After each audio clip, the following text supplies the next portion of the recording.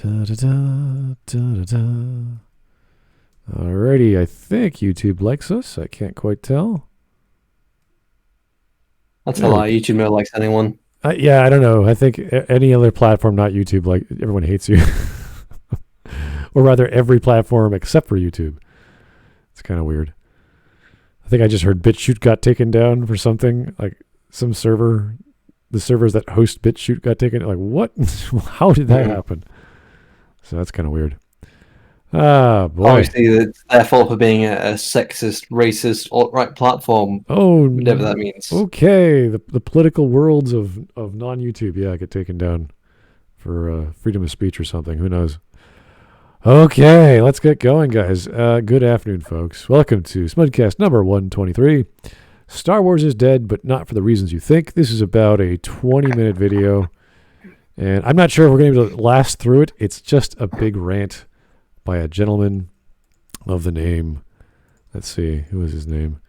Groovy Movies. This is a small-time YouTuber, 624 subs. He's obviously a defender or an apologist of the sequels. And as you can see from the first frame of the video, the following contains no spoilers for The Last Jedi. This video is spoiler-free, which means he's not going to have any arguments. He's just going to be ranting. If he had actual arguments, we'd be able to listen to him and rationally deduce what he's talking about and figure out where his mind is. But instead, he's going to be ranting. 10 for calamari harassment. Yeah, well, I don't even think he brings that up. That's going to be mentioned. I don't know. Well, it's not. That's a surprise. Yeah. He will be talking about social media. He will be talking about Facebook, as well as the Rotten Tomatoes scores. And there's a little bit of weird conspiracy stuff. He even mentions it's weird conspiracy stuff, but he brings it up anyway, which is fine. I mean, you can talk about anything, but it's just silly. And and many times I have to pause the video and go get a cup of tea or just to chill out because it's so stupid. But hey, we'll give him the benefit of the doubt. We'll see how far we get before Shiny gets pissed off, because I'm sure he'll go nuts. Anyway, let's get going. I'm a very angry person. I'm very nice. I stay calm. No. I'm just saying this is like, even I was like, oh God, just give it a rest, man. Yeah, it's so ironic. It's the least irascible out of all of us, I'd say. I'm pretty calm. I'm pretty nice. I can't take too much of it. So let's get going.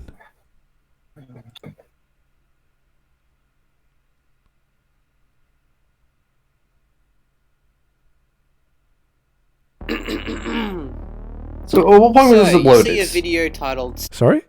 When was this uploaded? Oh, last 2 years ago in January. Okay, so it's still... that's understandable for the spoiler warning, I guess, maybe. Yeah, that's fine. It's not a big deal. It's been out for a couple months. Yeah, so whatever his reaction to TLJ is, I'm assuming he likes it. Patching it through. But he obviously does not like the reaction people have had to it that were negative. So all his ranting is over the negativity of it. So, oh, look, Super Chats. John Lemley, thank you, sir. Did you know that Whitney Houston's debut LP, called simply Whitney Houston, had 4 #1 singles on it? Did you know that, Smud Boy?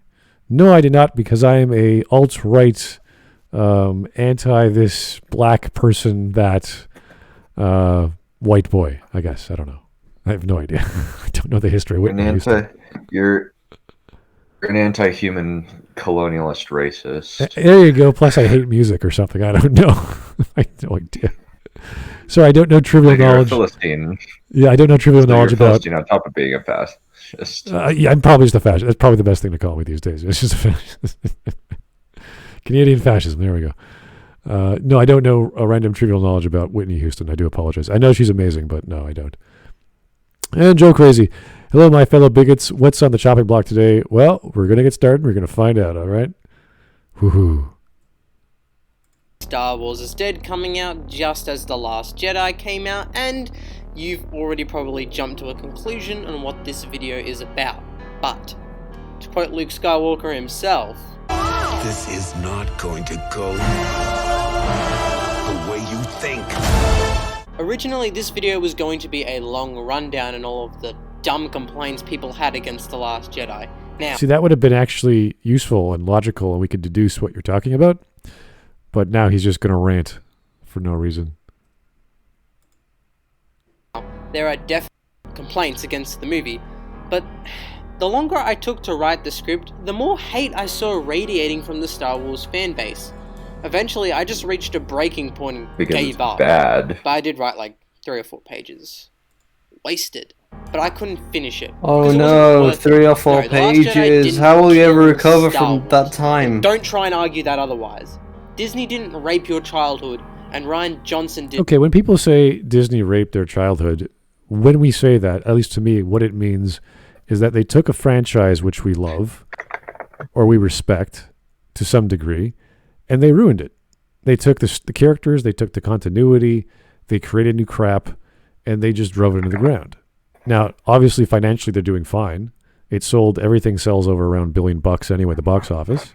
So, But Solo and Rise of Skywalker both lost money. yes, we can argue the side projects didn't do so well, but the Well, Rise actual... of Skywalker wasn't a side project. I think it's still sold, and they made their money back, I think. So, Well, I don't think so. really? I don't think they barely did. broke even. I think they barely broke even on. And that's Rise of probably not Skywalker. even including marketing.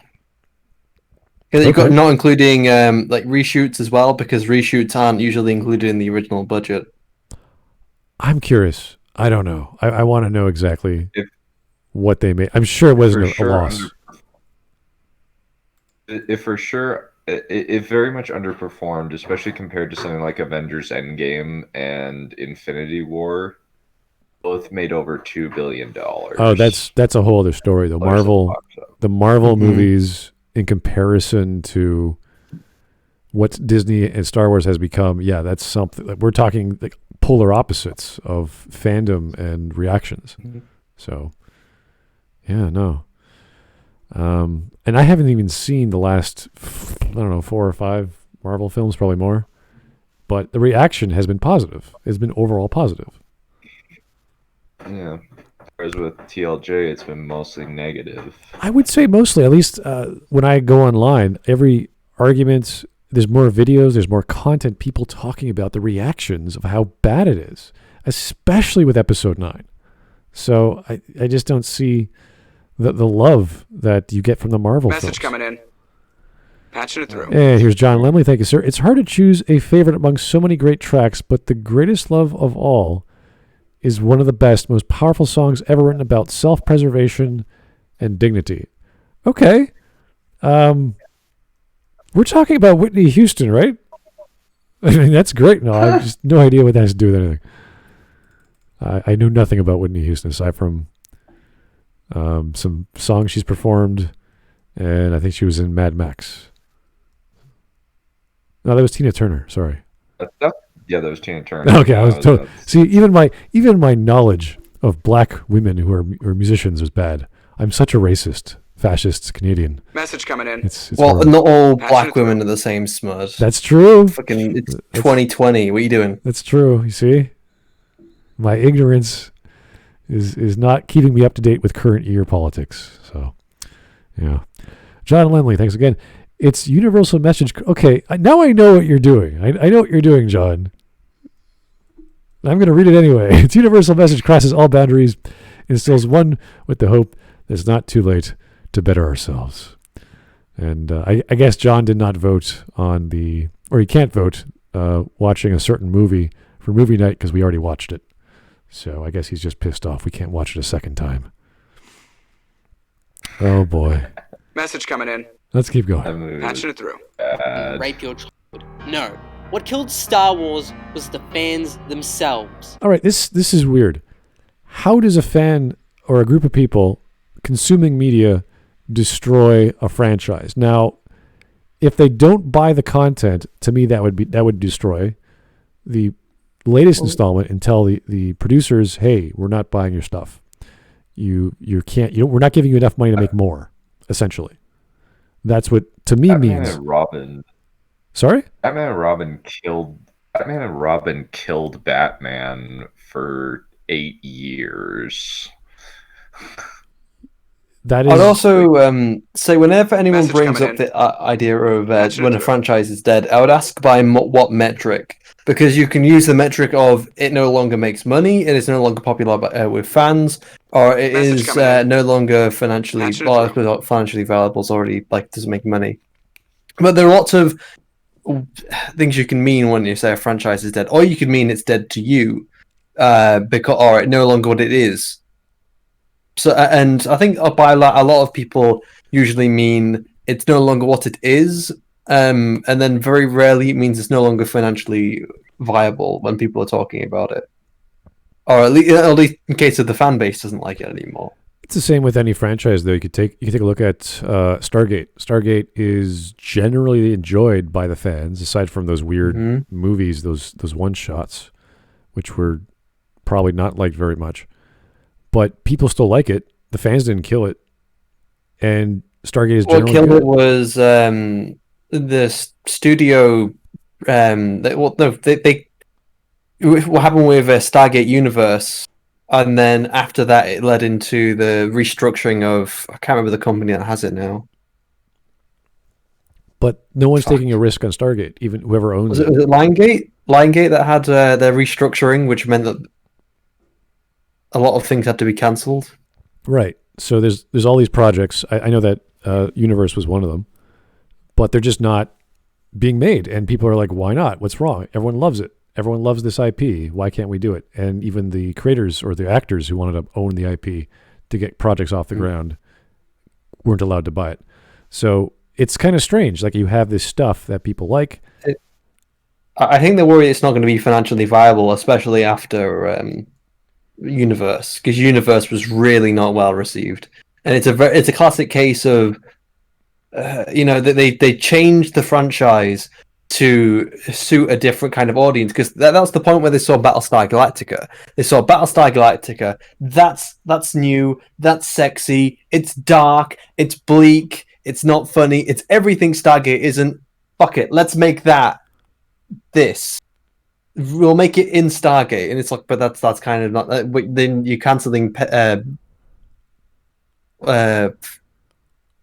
Atlantis I think that for this, and then it just doesn't. I mean, it's a nice story, but you cancelled Atlantis, and now you're going down this route, and this is not the route. Whenever anyone talks about how much they love Stargate, they talk about characters like Jack O'Neill or Rodney McKay. They don't talk about fucking what's his name, the fat guy.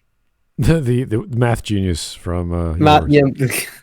yeah, the guy who won the Pegasus game or the previous game, or the guy that won, or the guy that was the scientist and was jealous and learnt the ship, or the military guy. I can't remember any of the fucking names. They were so. I mean, they were nice characters. They were written well, but they were ultimately just really stale. It's different because we're changing the tone, we're changing the scope, the plot, and the scenario that made the Stargate TV series work. It's very similar to, well, actually, no, I wouldn't say DS9. DS9 was still an episodic story with a certain switch, like just a little twist, very small twist of technology, and the message of technology being not the savior, not the solution, whereas it's a story about war and religion and destiny and all this other stuff. But still, it's a Star Trek show. Same with Voyager, still a Star Trek show, not as popular TNG. And they all pretty much played one after the other and interconnected in a certain capacity. With Universe, it was like, oh, we're just gone. We're just out there, like how Voyager's is out there. And we have really weird connection to the old franchise. They introduced the first episode has Jack and a few other characters, and you're like, all right. Yeah, Jack kind of got fat and old. Yeah, it's just like. I guess becoming a general doesn't really do the exercise that a colonel would usually have. Yeah, so they switched it up. It wasn't the same tone. It wasn't the same comedy. If there was, it was super dramatic. Everything was over the top. And I liked a lot of it. I actually enjoyed what they were trying to do. There was a lot of really dumb episodes, but I think that goes with any show. But it's the idea is that if people wanted to go watch Battlestar Galactica, they would go watch Battlestar Galactica. Don't ruin what you already have that's working well to appeal to a completely different audience. Because that's what it is at the end of the day. It was that they wanted to appeal to a completely different audience because they saw that Battlestar Galactica was popular. which is strange because they could do both. And we're talking about tone. Message coming in. The way that it's filmed Patching it through. and how they tell their story. Battlestar Galactica was a lot of fast shots, not really handy cams or GoPros, but just sort of the idea that you're right next to these guys and you're zooming in very quickly. And it's dark. It's a very dark story and bleak. And I like that. I like that the immediacy. The plot was so focused that everyone was so wound up. But that was also, people were also wound up in Atlantis in a lot of episodes where they had to move the city or they didn't know what was going to happen when the Wraith come or all these other scenarios where it's pretty lethal. Happens in DS9. I would just kind of go about tone. I think Stargate in general had a very unique tone in how it could balance its comedy and its seriousness at the same time. Because there'd be a lot of comedic elements, but it never took away from the seriousness. And that's something that no other series has quite been able to replicate. It's a show where they can actively take the piss out of themselves. What was it they did with Wormhole Extreme, a parody show, and even for the 200th episode. So it's a very unique tone. Being able to blend its comedy and seriousness. It was, I think Atlantis was still my favorite, even though Stargate was the longer one. I think they hit a nice balance with the ideas and the actors. I think it was streamlined. Again, I think Jack O'Neill was still much better than, was it Flanagan? Joe Flanagan? Joe Flanagan was the Mike actor. Flanagan? Was it Mike Flanagan? No, who played Shepard? Who played Colonel Joe Flanagan, yeah, you're right. Shepard? It was Joe Flanagan. Joe Flanagan. He's Joe Flanagan and Jack O'Neill. Obviously, Jack O'Neill's going to be infinitely better, but then you get characters like Rodney McKay and even Richard Woolsey. I think those are some of the strongest characters on the show because they have like a lot of layers. Obviously, Rodney's the character on the surface. He's very selfish. He's gluttonous. He's really flawed. But then he's the person that below. He's going to be the most heroic, and he's going to dig deep to actually do what needs to be done and to save people and that. And deep down, he's the selfless kind. I actually really like Richard Woolsey the best in terms of people in charge. As much like Amanda Carter. We already had one. We already had a tech specialist guy. And Woolsey, as he came from, he was like the guy who's like, we're spending too much money. This is ridiculous. He was a bureaucrat. Patching it through. I love that. And he's put in a command position like, oh shit, I got to actually do a job where people's lives are at stake. And he actually had an arc as well, where Woolsey had the arc of like learning, in the actual field, it's different. And then they had an episode about that where it's, you've changed, Woolsey. You get to go back. I thought you'd want this. All right, let's get back on track here and get to some super chats. Oh boy. Smud Boy, it's impossible in this world we live in to emphasize with others. We can always emphasize with ourselves. It's an important message, crucially, really. It's beautifully stated on the album. Yeah, well. Dorcia would not be proud of your misogyny and racism. This is true. Dorcia would not be accepting of these speeches. Oh. Okay. Welcome to our talk about Stargate. We're shifting on a more interesting topic, unfortunately. Fran Mataraki, not a Kingdom Hearts quote, just trivia. Leonard Nimoy played Xehanort, and Mark Hamill played his rival, Iraklis. Nimoy would get replaced by Rutger Hauer in Kingdom Hearts 3. Oh my god. I can understand Hamill, he's a voice actor, but Nimoy, I only know him from one other thing. That was Civ 4? Civilization 4, I think that was his voice. And all the tech upgrades, and whenever he built a wonder. That was great. I love that. Message coming in. Patching it through. Curious, Matt. what do you think would be the best? Like, if you were to create a new Stargate show, what would it be? Because we don't want to ignore Origins, ignore Infinity. That stepping away from those. What do you think a good? So, if you had to come up with an idea for a new show, what do you think the best way to go with it is? I would go heavily with mythology, just because there's so much to work with, and the ongoing mythos of Stargate has always been aliens are the inspiration for the Egyptian. So there's got to be more aliens out there. So play with the other mythos of humans. They tried that with Christianity, with the Ori and Merlin and stuff, but it didn't really do very well. More because not the idea of going the Christianity route, but the fact that they didn't handle it very well with the Ori. The Ori were kind of like the super aliens, as opposed to the warring factions that were the Egyptian gods, whatever they called each other. And they were just too powerful, and it was just like, this is silly. And then the whole threat becomes the Ori versus the replicators, and then it's like, which ones? You could make an argument though that an overpowered villain is like, I see what they're going for. A villain that is so overpowered that it creates this massive threat for the protagonists. It's even similar to the Reapers in some extent in Mass Effect. Well, there were some episodes that got a little silly when they had the Supergate and the Ori were like doing all these other things with the priors, and you just sat there going, okay, I mean, that sounds logical, but it was just more big level stuff, which didn't translate well.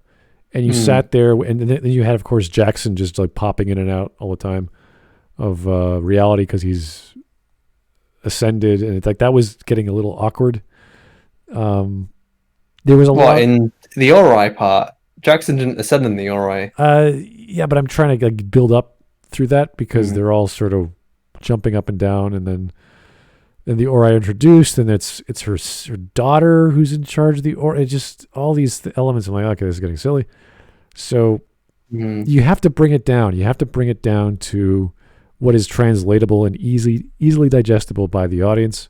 And that's why I think you should rely, like the idea of Thor, I thought was great. These weird aliens, which are really, really identifiable in human understandings of aliens. I thought that was great. It's like, oh yeah, it's just a big black little gray man, little gray alien. Yeah, exactly, perfect. Take all that mythos, but use the actual historical mythos and translate that into all the other possible aliens out there that are also trying to get by, because I'm sure there's more stuff you could tell than just. But what mythos could they possibly go to? They've explored a smaller part of Greek, a smaller part of Chinese, a small part of Christianity. Japanese would be great. All kinds Roman of gods. Indian gods would be fantastic. The Kali would have been great. The Destroyer god. All these aliens are so weird and creepy, and they would just blow up a planet because they wanted to. Like go that far and see how you could play around with it. So I wanted more boots on ground sort of scenarios, because that's what Stargate is. Don't rely on ships so much. Don't rely on like, oh, we're building a ship to do this thing against the other ship and this and that. Focus on the actual puzzles and human conditions of aliens interfering with alien life, or rather human-like aliens that are primitive, and how they so the Ori were kind of like that, but it got a little silly. It was just like, oh, you're just the Ori doing this again.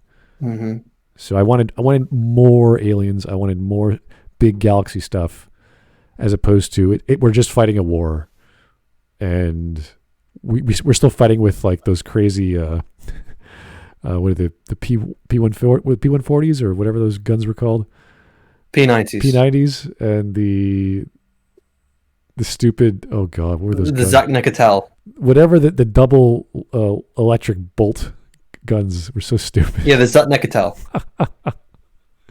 Message coming in. Yeah, bring me more sand dunes and unearthed. The actors really hated the Zach Nicotels because they thought it was so stupid, and there's so many moments in the. Because I remember Michael. Forgetting the guy who played Daniel Jackson now. Daniel Jackson he didn't like them because those entire scenes where you just be squeezing these things. Because obviously the blank gun, it makes a noise and it makes the little fire. So it means that it's always going to be accurate. Get the pushback. But the Zatnikatels are just a plastic piece of shit. So they just squeeze them over and over again. And then they just have to trust that the visual effects artist is going to put them in. But they don't always remember to put them in. So sometimes they'll just be looking like they're trying to shoot something, but they're not actually shooting. It was like one shot, you're stunned. Second shot, you're dead. It was like, well, okay, that's a bit silly. So, yeah. Anyway. Third shot disintegrates you. This really? Oh my God, I didn't know that. Wait, you didn't know that? That's something they make a big point of. They made it up on set. Because they needed a way to get rid of all the dead bodies for continuity. Oh. So they're like, okay, third shot disintegrates. Or at least it makes it evaporate out of existence. I did not know the third shot existed. Oh my goodness. The second one was dumb enough. You did. Message No, coming I could understand the second shot because Patch it something through. which were, it's just weak enough to cause, damage, but not enough to kill you. And then the second one overwhelms you. The third part, which is, you complete evaporation, disintegration of you. That's the part which that's a little bit far. If they just made phasers, like with the same idea with phasers have a rating, I'd be great. We're good. But no, it's got to be a 1 shot, 2 shot, 3 shot. All right, anyway, let's keep going. Fire Christopher Judge. He ain't no Spartan ghost. Aw. Come on. He was great in God of War. He's fantastic. He pretty much, well, Boy. not that I minded the previous Kratos. I just think Christopher Judge is like, whoa, okay, that's a big man's voice there. Okay, Big man. Oh God, yeah, he's a big guy. The Okay. only weird part is that it's like a black man's voice over a white person. So it's yeah. and I know it's Christopher Judge, and I'm hearing Christopher Judge at any time I see it. So it's like, oh, look, I'm sorry. I want to believe it. I want to, but I know it's Christopher Judge, and I can't get out of my head. And I know him from Stargate too well. Mark in 3D. Stargate, the original, is greater than Star Trek. The original is greater than Stargate. Fight me, filthy clone. Oh dear. Okay. No. That's. I mean, you're talking about two different things. So. Also, I don't think it's quite fair to compare the two, especially since you talk about a show which only went on for 2 seasons and then didn't have that high of a budget, had space access, and then we were coming into a show which was then created later and had the advantage of later technologies and better actors. It's as time went on, the accessibility and the standards for a film went up. Yeah, it's kind of hard to compare things Message to coming in. Yeah. the original Patching it through. from 60 years ago, whatever it was. Joe Crazy, never got the chance to check out Stargate. Got any advice on which Stargate to start with? Just go to SG-1. If you like that, you'll the like film, like the original film, it's a bit of the pacing needed work because it takes forever. I guess it's a fun film. It's one of those just fun flicks. It's not too complicated, and I prefer Atlantis just because I like it. But my favorite's still Universe, but that's just my taste. I like what they were going for. I think Atlantis it takes everything apart from the mythos of SG-1 and it kind of streamlines a lot of the elements down. So it's no longer it's because obviously SG-1 has like bumps in the road. It smooths out those bumps that SG-1 had to allow for a better TV experience. It's still an episodic story, but it has some arcs that last throughout. I thought a lot of characters worked out really well. Even the villains worked out really well. Michael was the only sort of highs and lows. I love the idea. It just didn't execute it very well. Like there's lots of great parts in Atlantis. Anyway, Jake the Surgeon, just thinking about you makes my insides turn. You're a pest that needs to be exterminated. Aaron Yeager. Thank you for that wonderful, completely unrelated anime quote. It's fantastic. Thank you, Jake. I'm glad no one else got that quote. All right. John Lemley. Bioshock has a single electric bolt, and it is not stupid. I can't remember the plasmids, but I do recall getting an upgrade to my wrench that it has like a chain effect with lightning. So I always like going melee builds in Bioshock, but that's just me. D-Way. This is D-Way. This is Dewey. Yeah, I hit you with a frickin' wrench. John Lemley. Hit you with wrench. Yes. OG Kratos is greater than 2018 Kratos. I liked the old God of War the thing games. is, Christopher Judge has killed more gods than Kratos. So, yeah. I like the original God of War games. They're very visceral. They know what they are. The 2018 God of War is like, oh, okay, this is a totally different experience. Still lots of violence, still lots of action, platforming, but just a very, very personal, very Message coming in. focused story. Patching it through. And a lot of different elements. Very beautiful game, but it's almost unrelated to the originals, which is kind of like Kratos just goes crazy and kills everything because they're there and they're bad and they must die. Whereas 2018 is like, I have a job to do. I have to go bury my wife on a certain place, and my son's coming with me. And it's a much more personal story. So, two very good experiences, just very different. Joe Crazy. But once again, you have it all wrong, Ericus. Darkness is a beginning, you see, not an end. Zehnort, voiced by Leonard Nimoy. I have no idea. Oh, God, it's Kingdom Hearts. Oh, dear. Okay. All right. That was that. Okay, let's keep going with this video we totally forgot about. Whew. That's right, you. All of you stupid, angry Star Wars nerds out All right, we're stupid and angry. Okay. there killed this franchise. Hashtag Star Wars fans killed Star Wars. Oh. Okay. The weird thing of it's that weird thing where a lot of like idiots online will be saying, oh, "You killed Star Wars. Fandom is dead. Killed by fans." I think he's just pissed off. He doesn't feel welcomed in the Star Wars community because there's so much hate or there's so much criticism over them. He can't just go, why can't you just like it? The same way John sort of reacted when we had him on. He wanted to create that safe space in his YouTube comment section. That positive space. Positive, whatever it was called. Yeah. It's like, John. Yeah, I took out your comments because they weren't congestive to a positive space. No, the comments that me and Voice put. We didn't even fucking put in like anything that horrific. We just said a couple things and then they were removed. Imagine having a. I think you mean conducive, Shiny.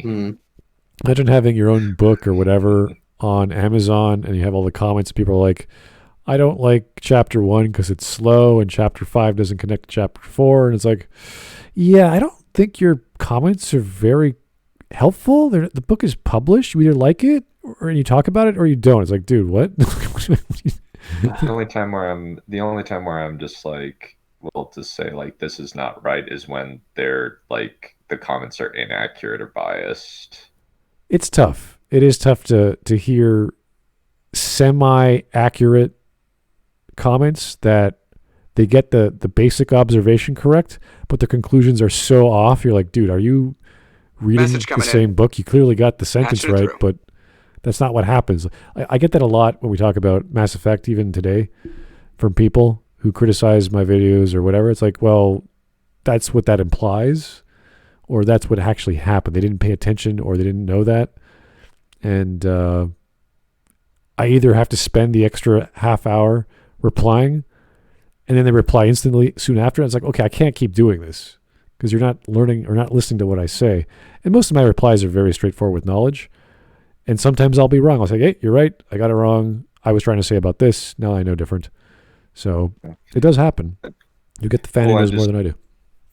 well, kind of at one point I was kind of reading through the reviews of my book and kind of Lost Legion, and one of them was like, I didn't get how those supply lines worked. How would they like feeding an army that big? And then Wait. the next review was, oh my gosh, I'm so glad they had magical food that was explained in the text. Text of how they'd make it work. So back to the video.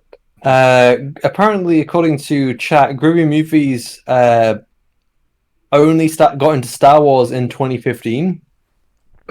Really? That actually makes sense. That makes sense. That's how I'll have to check. Well, in this If video, that's true. in this video, he says as a child he watched one of the prequels with his mom on TV. So I'm guessing it's during the 2000s. But whether he went to then he says he went to the movies with his dad after that. So, don't know. Oh wait, did we watch? We may have watched one of his videos before. It might have been on Morning Nonsense. It looks familiar.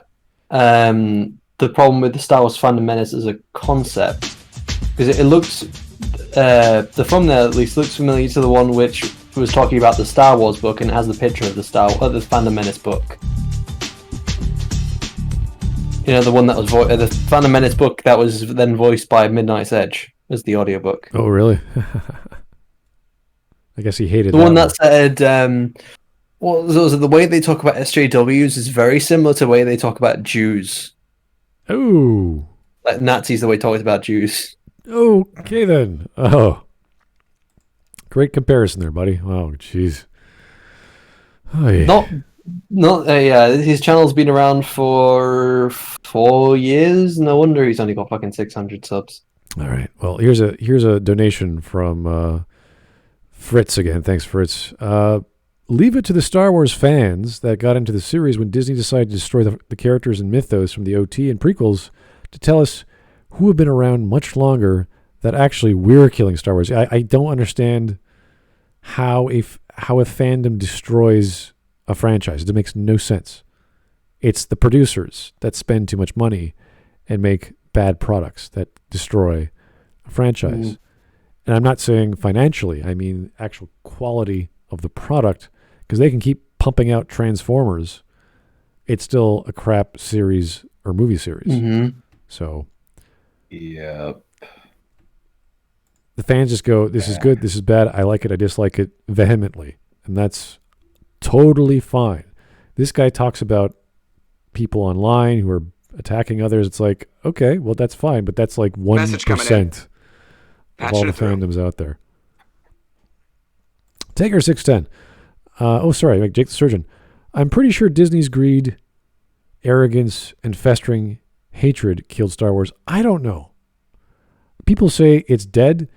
All I know is that the writing sucks, and I don't care. So to me, it's gone. To me, I don't give a crap.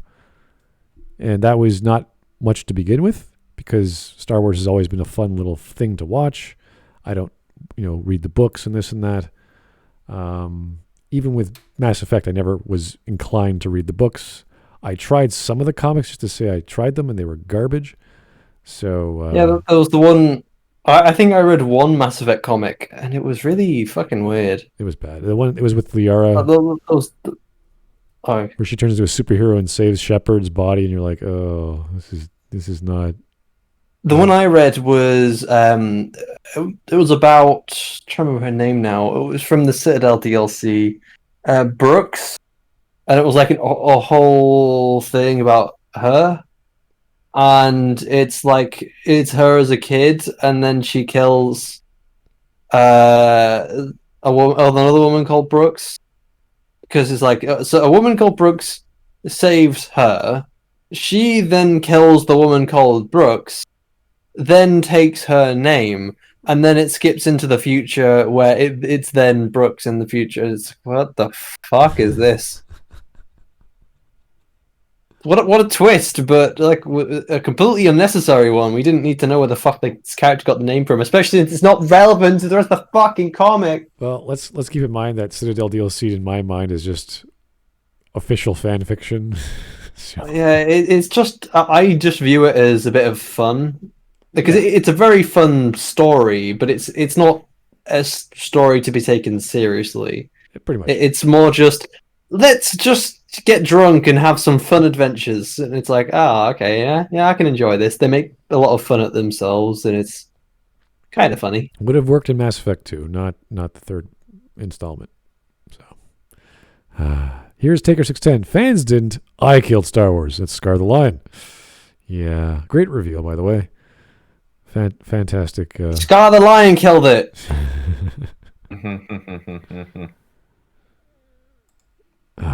Okay, let's learn how fans killed Star Wars, guys.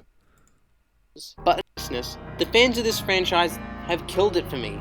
Ironically enough, Okay, so the fans of the franchise killed Star Wars for him, not Star Wars as a whole. That's the metric we're using. Oh, and he's bringing in the stupid a franchise all about like how hate and stuff is bad is filled with people who hate it. Let's roll that back. Let's roll that back and use it again. See what he has to say. Franchise. Hashtag Star Wars fans killed Star Wars. But in all seriousness, the fans of this franchise have killed it for me. Ironically enough, a franchise which is all about how hate and anger leads to the dark side is apparently mostly... That's not what Star Wars is about. That's a part of it. That's like the prequels. Using prequel logic to define... Most people don't like the prequels. Message coming in. Patching it through. John Lemley, I am the Star Wars killers. No, I am Spartacus. I killed it. I'm that awesome. Oh, okay. I am all the Star Wars haters, and I am all the shills. Oh no. Opposed to fans who love to hate and be angry. Oh, the irony. That's why this recent shit show that arrives...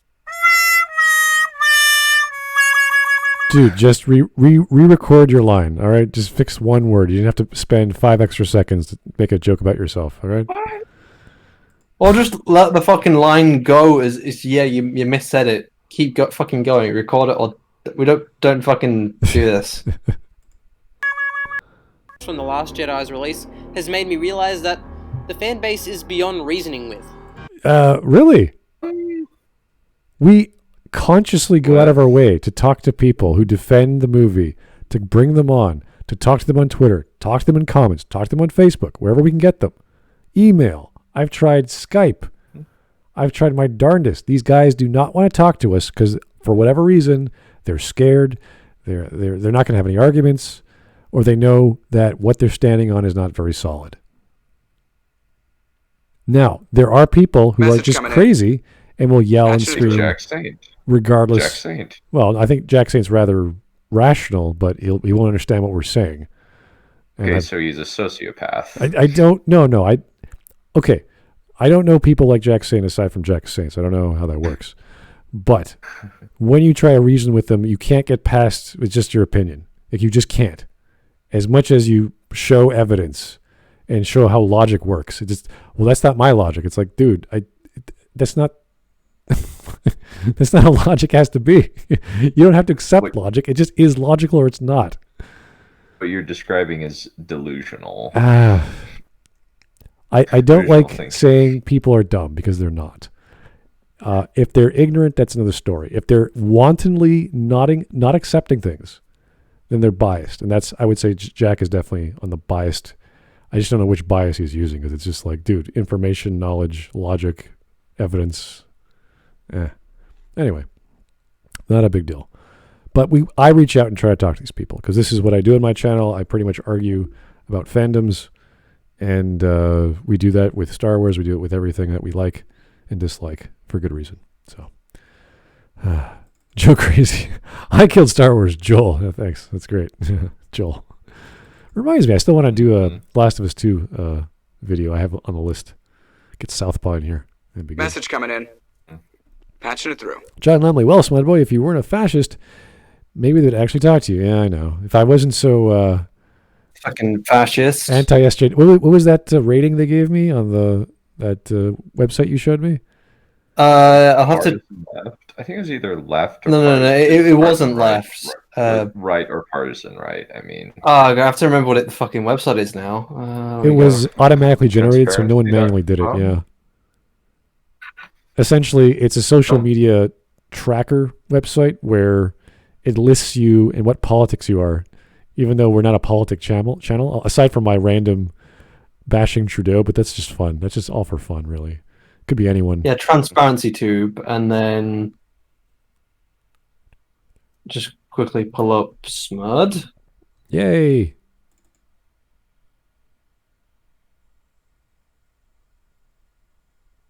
All right, Jake the Surgeon. Jack Saint looks like he stopped puberty halfway through. Well, he got a haircut, and he's shaved, so he looks better now.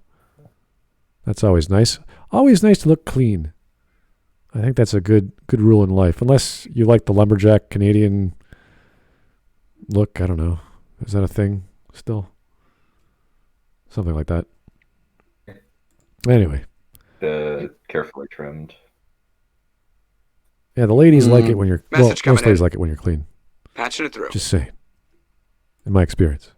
There are some ladies who don't. So I'm not judging you ladies. I'm just saying in my experience it's mostly been trimmed. So... That's weird. I can't find you. Yay! I no longer exist. That's fantastic. Don't worry. Let me see if I can find LitDev. Yeah, Because sure. if not, I can just look fine with LitDev put down. LitDev is definitely partisan right to these people. All right. Let's keep going. Yeah, LiteratureDevil comes up. He's right and well, the classification for LitDevil now is right and anti-woke. So he's not partisan. Anti-woke is pretty good. Smud, no channels found. Wow. You've been removed. Yay! But you were there before, and I have to just see what LitDev put about you. No big deal. Anyway. Like DC fanboys. What kind of society do we live in where we feel the need to craft petitions out of anger? What's wrong with crafting petitions out of joy or anger? A healthy one. Wow, As you can... opposed to rioting in the streets. Yeah, what's wrong with having a society where you're allowed to do and say stuff out of any emotion? Hopefully saying stuff, not actually doing stuff out of it. Like, obviously, I don't want people to get angry and kill people, but there's nothing wrong with a man standing on the street corner and saying what he thinks. Hopefully in a respectable manner. But yes, making petitions out of emotion. Nuts. Wow, someone died. Let's sign a petition so this never happens again. Oh, wow, this thing I love has been destroyed. Let's sign a petition and explain why. It should never happen again. I'm not saying... You were classified as right and anti-SJW. Cool. That's great. I have no idea what that means, but okay. Right politically, right economically, right socially, I have no idea. All right wing. That's all it says. It's all right wing. It's all the same. There's only one spectrum. Okay, cool. Message coming in. Patching Oh, it through. here's 2Tim505. Cool, Nick. Remember when Sonic, Homer, Doc Brown fight Joker in Mount Doom? If you know what I'm talking about, you wasted money like me. I have no idea what you're talking about. What is I that? don't know. What is that a reference to? Probably some weird comic. Probably some weird comic. The world shall never know. Oh, boy. That's a mystery there, sir. Raising questions we don't want answered. Do none of these people have lives beyond Star Wars? But I want to linger on these petitions. What if they don't? What if they love Star Wars so much they made a YouTube channel and made revenue off talking about Star Wars? There's plenty of Star Wars fans on YouTube that do a living off that. So good for them. I mean, that's amazing. Good for them. For a little bit. I mean, look at this shit. Bring back George Lucas. Yeah, you know what? The sequels were so bad. People who previously hated the prequels want George back. It's so telling of that mentality that what they're getting is worse than what they got. That guy who quote-unquote ruined the Star Wars prequels. Yeah, obviously not as bad as what Disney did, but, you know. Why would you want to bring him back? so you can claim he ruined Star Wars again. Well, his way of ruining Star Wars is a lot less painful and destructive than the prequels, or sorry, the sequels. I think it's mainly just he's altering Star Wars to go in a way that like he wanted to go originally, but wasn't able to do. I think his ideas are a little crazy, Process change. and I think if it's out of his hands and there's someone else in charge, like imagine if Disney said, George, you know what, we're going to go with your ideas. We just got to massage them a bit. I think it would have worked out totally fine. Because I think George has great ideas. He just doesn't know when to stop. And, focusing on the micro aspect or whatever it was of the Force, I thought was an interesting idea. But you have to be very careful, especially in a scientific world where these things are known. Like stuff like this should be either swept under the rug with a proper lampshade, or focused on the spiritual elements, the emotional elements that would otherwise be like, oh, there's the midichlorians, or there's the other elements that we were talking about, George. We can't. They're right here under this microscope. Like we can't do that. That'd be silly. So you have to focus on the spiritual elements, I think. Jake the Surgeon. George Lucas has an imagination, that he does. An insane one, but at least one that doesn't annihilate what came before. Yeah, pretty much. Message coming in. It's just a sad state of Patching it affairs through. when we listen to the makings of episode 7 to 9, and we're just floored by the decisions that are made, the reactions by Mark. Even now with, what's his name? John Boyega. Just like, yeah, they didn't know what to do with me. It's like, yeah, we know. We agree. Somebody freaking hates these movies. How he was treated. It's sad. It's really sad to hear about these great actors who had good roles that the writers didn't know what to do with them, or they didn't care. Same with like all the characters, really, aside from even Rey. They're all misused. Poe is reasonably well done, but doesn't go very far. He's just a guy who flies things. No more embarrassing jokes in Star Wars, because Star Wars was always devoid of humor or silliness. Well, this is an interesting one. I don't know if that's a problem, but That's not saying don't have any kind of humor in Star Wars. Specifically, Ryan Johnson humor. Ryan Johnson's horrible idea of how he had his humor into Star Wars, and I'm pretty sure this is even supposed to be serious. interestingly enough, the one But humor was something which a lot of people were complaining about in The Last Jedi. well, the one thing I That's did certain. like was the scene with the nuns. That was the one thing that made me laugh. So The one scene that Message made me coming in. laugh, like honestly, Patching it through. was when Ray's hand tip was tickled. I mean, it was still stupid, and I'll say get the fuck out of my film, but it made me laugh. I was more cringing than laughing, but I did sort of smile, but I was like, oh. I actually love how this section describes it as like it's infantile, disappointing, and downright irritating. It's a perfect example of self-degradation. Oh no, John Lemley, what have you done? This is not something I should say on the air. Kojima needs to be given the rights to Star Wars.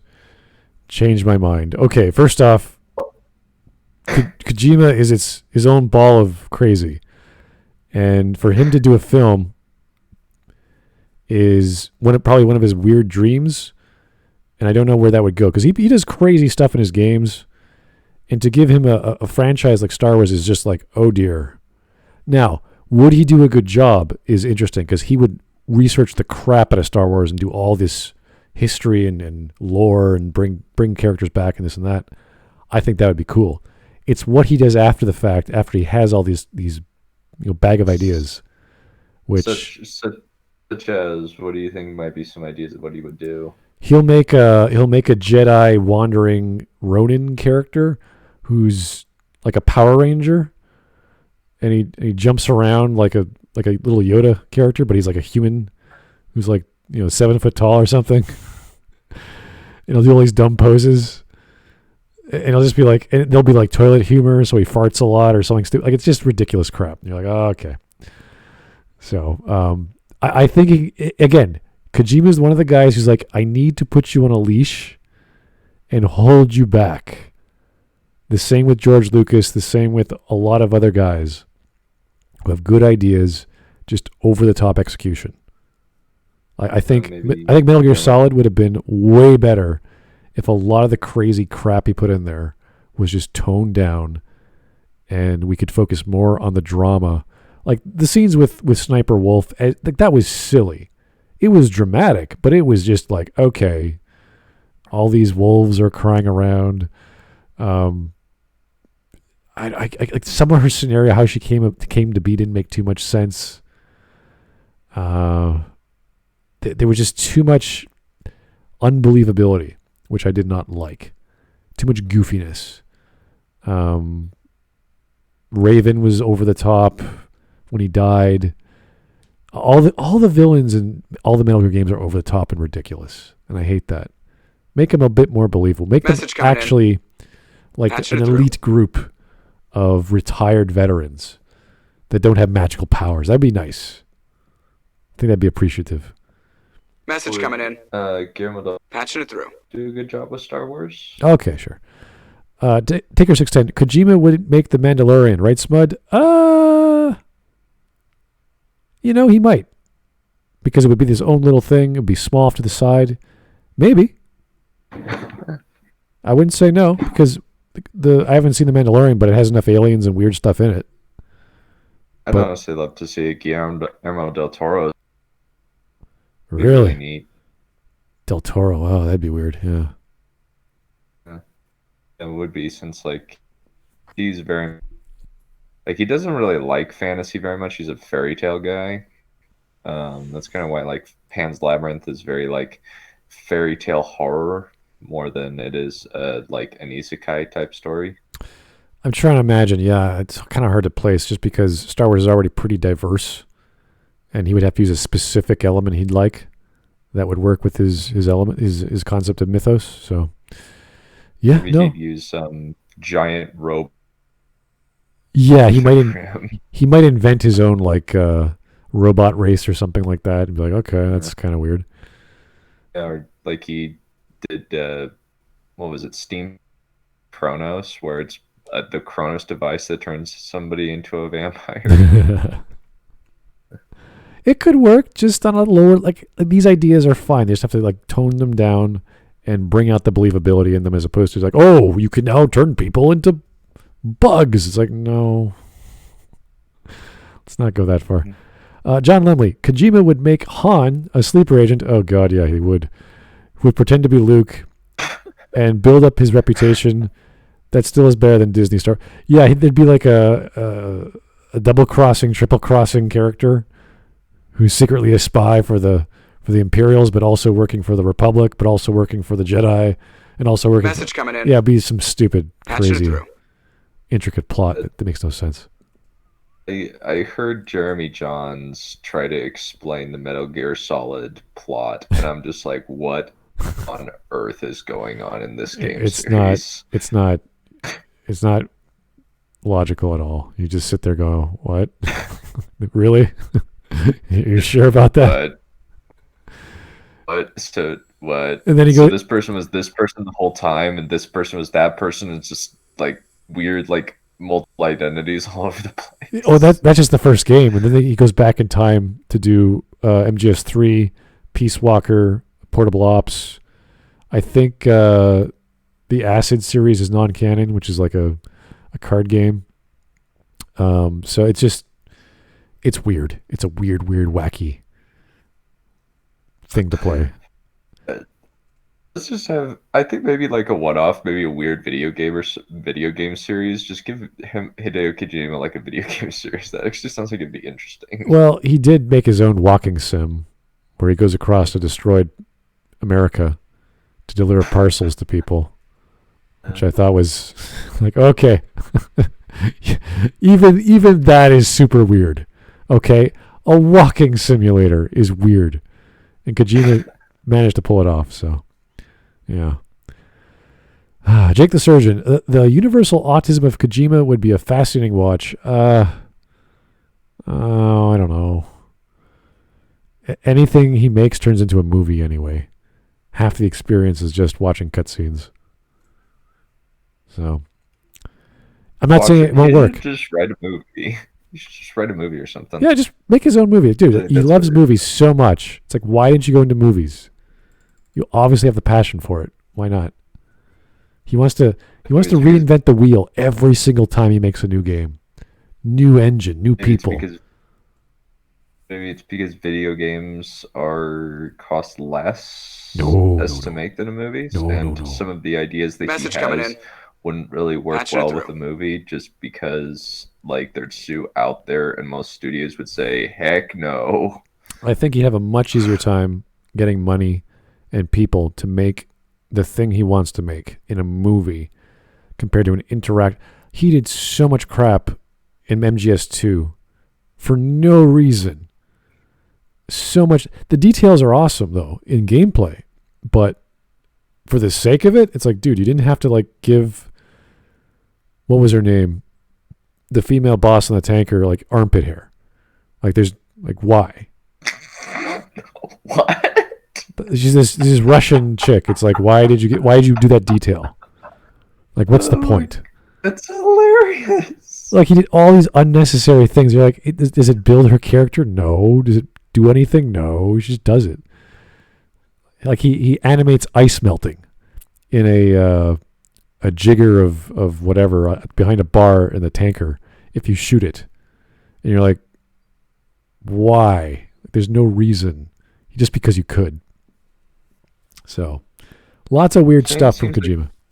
This man seems like he's crazy. Yeah, no, he's totally a genius. I get it. Like, he's totally nuts. And he spends all his time and money blowing away budgets just to get, animated bottles jiggling when you bump into them in the bar for no reason. They don't do anything.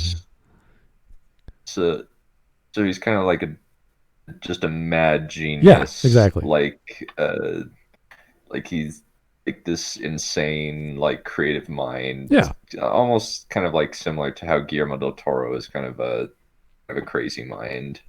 And you give him like hundreds of millions of bucks, and he turns out blockbusters just because that's what he's known for. And once he broke away from Konami because of that crazy. Well, I would argue that Kojima actually probably bankrupted Konami because they put so much money into him. And he left and did his own thing, and now he's a walking simulator. Now he's going to make a movie. I think that's his next job, is making a movie, I think. I can't remember where I read that, but I'm not surprised if that's what happens. Anyway, let's just keep going. We can talk about Kojima. Oh, of course, the next Super Chat's about Kojima. John Lemley. Orlando in Kojima Star Wars would at least say he was played like a damn fiddle after Vader made alterations to the deal. Yeah, maybe. I don't like the sound of that, to be perfectly honest. Well, it's an MGS5 quote, so it could work. It could happen, yeah. I wouldn't mind it. Some jokes, some referential humor or self-referential humor. That'd be cool. But maybe not to him. Message coming maybe to Star Wars. Patching it through. That would be more sensical. Oh no. The Puerto Rican dream.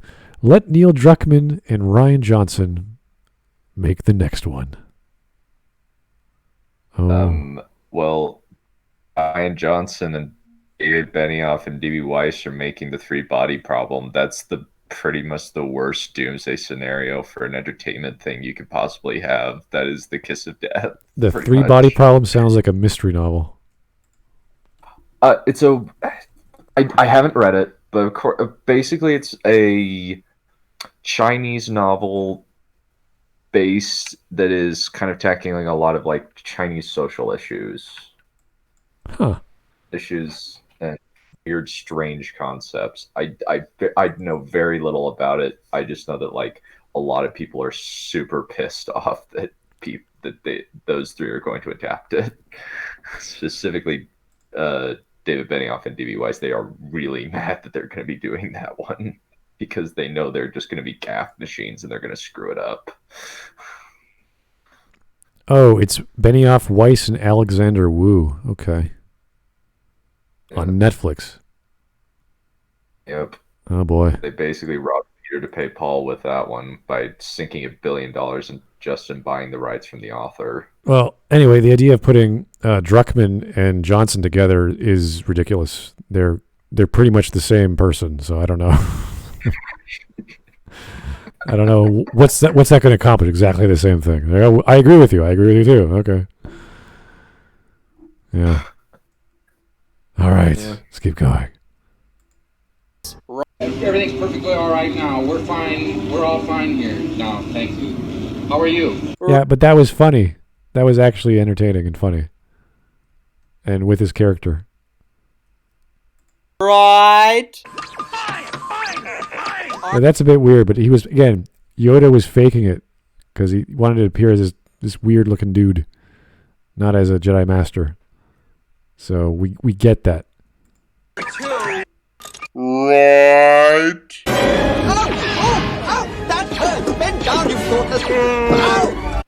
That's C-3PO. He's literally there for comic relief. He's a dork and a wuss. Yeah, he's scared and he doesn't know what to do. He's completely ineffective. Like that's his role in the films. He never gets shot, and he's scared of everything. He's a wuss. Yeah. I don't know why it's hard to understand, but that's the case with C-3PO. He was even written that way specifically, so I don't get the big deal. But Again, like they're like that these bad things at Star Wars are analogous to Star Wars fans currently because they're saying that we own this, quit it, or something like that. It's I don't see the big deal. Why he's making a big deal about comedy and just referencing, oh, well, it's funny here. It's like, yeah, we're not saying it's not. We're saying bad comedy. Oh, comedy is subjective. Yeah, true. The humor in The Last Jedi is Childish. awful. It's childish. It's silly. All right. More donations from Fritz. Why am I still here? Just to suffer? Every night, I can feel my arm and my legs as if they're still there. You feel them too, don't you, Luke? Darth Vader, Star Wars, Sons of Liberty. Oh, boy. Oh, boy. What is that from? Is that another Metal Gear? That's reference? an MGS5 Miller quote where he was tortured for a long time. He lost his arm and his leg, and he's on. I think he's on the chopper at that point. All right, where is he? I can't remember exactly where he is. And he's talking to Snake, and Snake's also lost his arm. So yeah, it's kind of funny just because Darth Vader and Luke both lost their limbs. Har har. Oh, and here's another quote. Oh dear, he's really churning them out. I'm already a demon, Father. Kyle Ben, Star Wars Revengeance. Yeah. Oh dear. Another quote from MGS5. Oh dear. Message coming in. Patching it through. I think everyone knows it by now. Oh, John Lemley. There we go. Druckmann and Johnson would actually hate each other because they think the other wasn't going far enough in a few places. I don't know. That could happen. I mean, if you're two of the same mind and you're playing off the other, they'd be like, oh, and then this happens, and then that happens, and then this would occur. That could be like a little sort of cascade effect when you have two people of the same mind. So that could happen, but you're talking about writing the same idea. And I don't think that's how collaborative works exist. And I've written with people at the same time together. There's usually one dominant voice, and then one of them acts as either a second idea man to complement or as an editor to bring it down. So it's never to take one idea and lift it as far as it goes, because usually that's called a melodrama. So or to the point of absurdity, which good writers wouldn't bother, but with those two guys, it's possible. Yeah. Who knows? And Jake the Surgeon.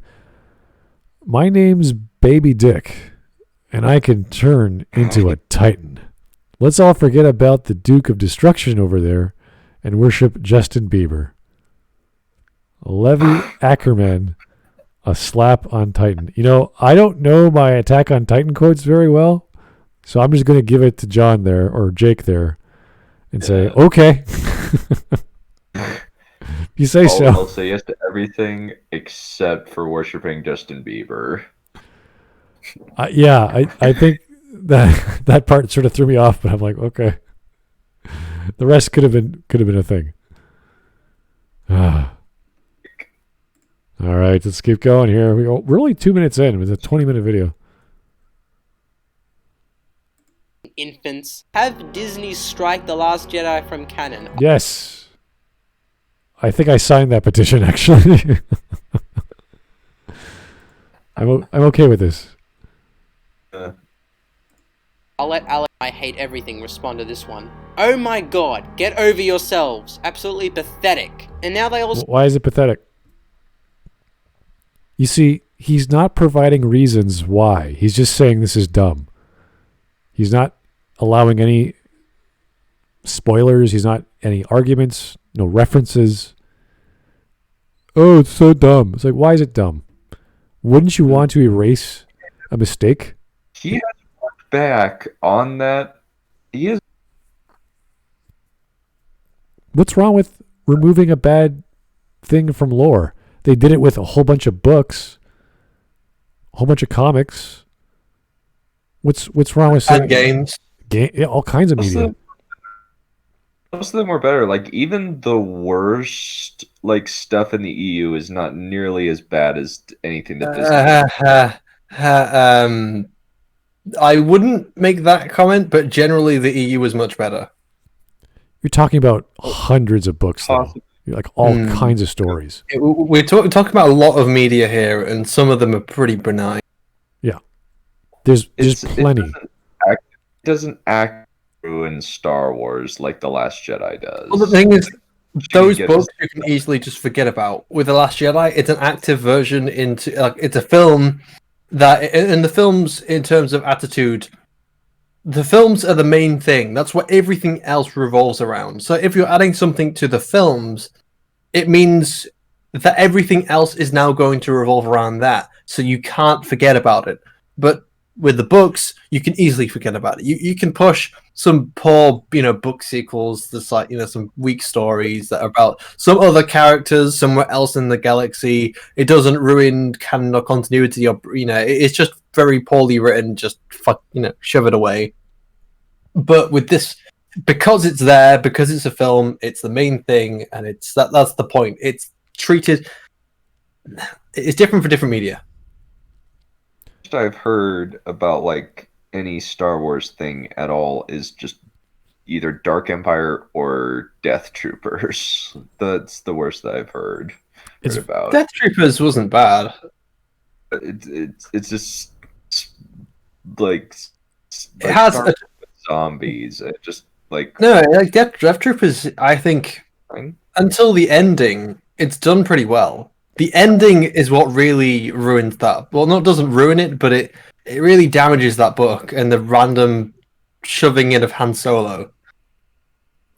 Well, it's the same with any franchise that has either an alternate medium or just bad formats of changing lore, like Paragon Lost and Mass Effect. You have the movies from Star Trek, which some are hit and miss. It's like, oh yeah, those are bad. There's just really, really bad stories in there, and everyone knows they're bad. It's not like, oh yeah, I like Star Trek Generations. That was a great film. It's like, I've never heard anyone like that. Not one critic. It's like, this is garbage. This is stupid. This is a waste of time. I don't know why they're even doing it. Blah blah blah. There's plenty of bad films and stories and books. Dunn, you talk about Red Harvest, because I know that was atrocious. Red Harvest. I'm trying to think. Red Harvest was, I think, the prequel to Death Troopers. Okay. I don't know. Message coming in. Yeah. Before my time. Cheddar cheese. Cheddar. It's cheddar, right? Yeah. I didn't just kill the Star Wars, But the star women and the star children too. Rhea Johnson with the golf club. Okay, that's good. Rhea Johnson. Yeah. I'm not going to do it in the voice of a feminine Anakin whining about killing people. Oh, I killed the Thanks, Anakin. Great character development. Seriously, look at his face right now. Not just the women. Wait. Message coming in. Whose face? Not just the women. Patching it through. Oh, this is a quote. I'm sorry. And Seriously, look at his face right now. It looks like Helen Keller's the first time she touched water. Levy Ackerman, a slap on Titan. Message coming in. Where are we going, Jake? Patching it through. Where are you coming from, sir? What is going on now? I'm lost. I'm utterly confused. Levy Ackerman. I know who Levy is. I don't know. Does Jesse Gender hate Star Trek Generations? No. No idea. No. It's Star Trek because therefore no. So anything Star Trek's good. Remember? Most people on that side of the aisle,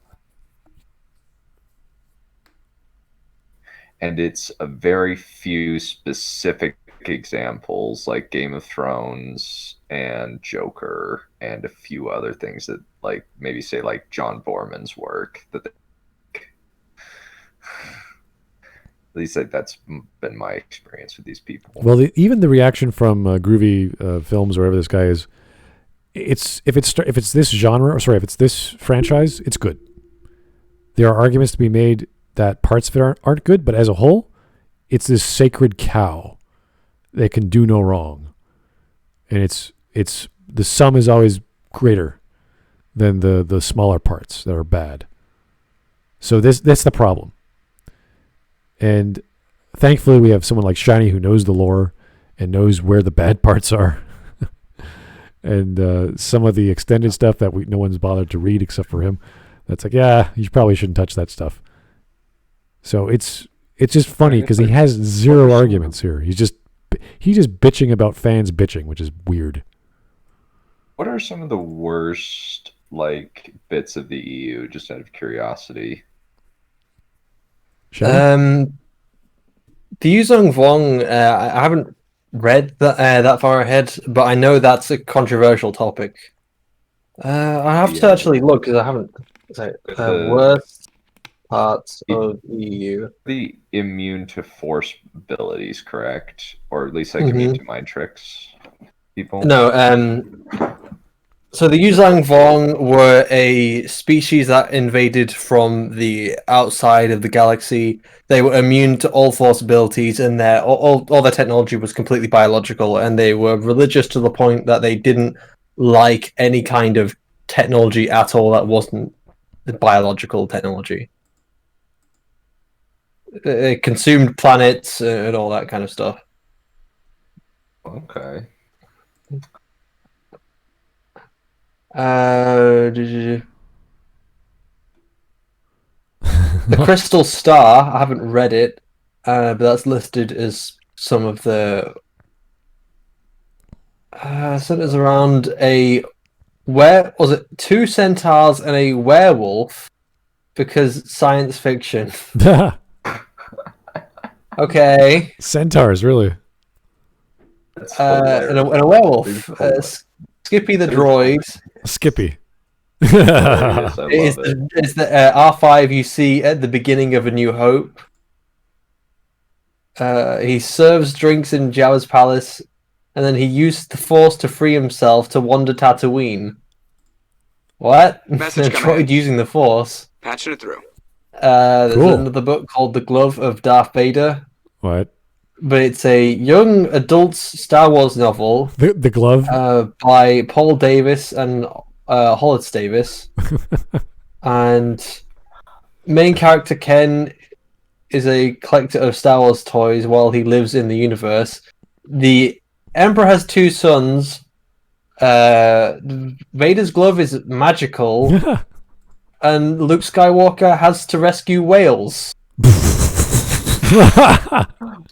Okay. What is this? The Undiscovered Country? Or not Undiscovered Country, like Star Trek 4? This... The Third Law, which is a Marvel comic, hints at the Star Wars universe's future, obsessing with banking with the Trade Federation, Princess Leia and the Rebellion's finance minister, because the Rebellions totally have those. They have to go to a banking planet to get a loan to buy more X-Wings, but Vader is there and he wants to prevent Leia from getting a loan. The planet has a rule about not carrying weapons, which Vader ignores and kills the finance minister, except the finance minister was a droid because the real finance minister died a long time ago. Leia fooled Vader into Vader committing murder to piss off the natives to secure her loan, except that Vader fooled Leia because Vader didn't give a shit about the loan. He just wanted the Alderaan Caron jewels to be put up as a loan collateral. It's a ridiculous story. There's a Tusken Raider character called Haw. Wait, can you repeat that? Fucking Haw. His name is Haw. H-O-A-R, Haw. Or he was a character in the Terrakazi game, and he got his own fucking comic book. He had an unnecessarily complicated move to draw a lightsaber or pull a gun. But it's fucking... It's called Haw. And then there was the Emperor's clones, which were also a bit weird. The Sun Crusher... Oh yeah, I don't even need to read the description of this, because the Sun Crusher was fucking weird.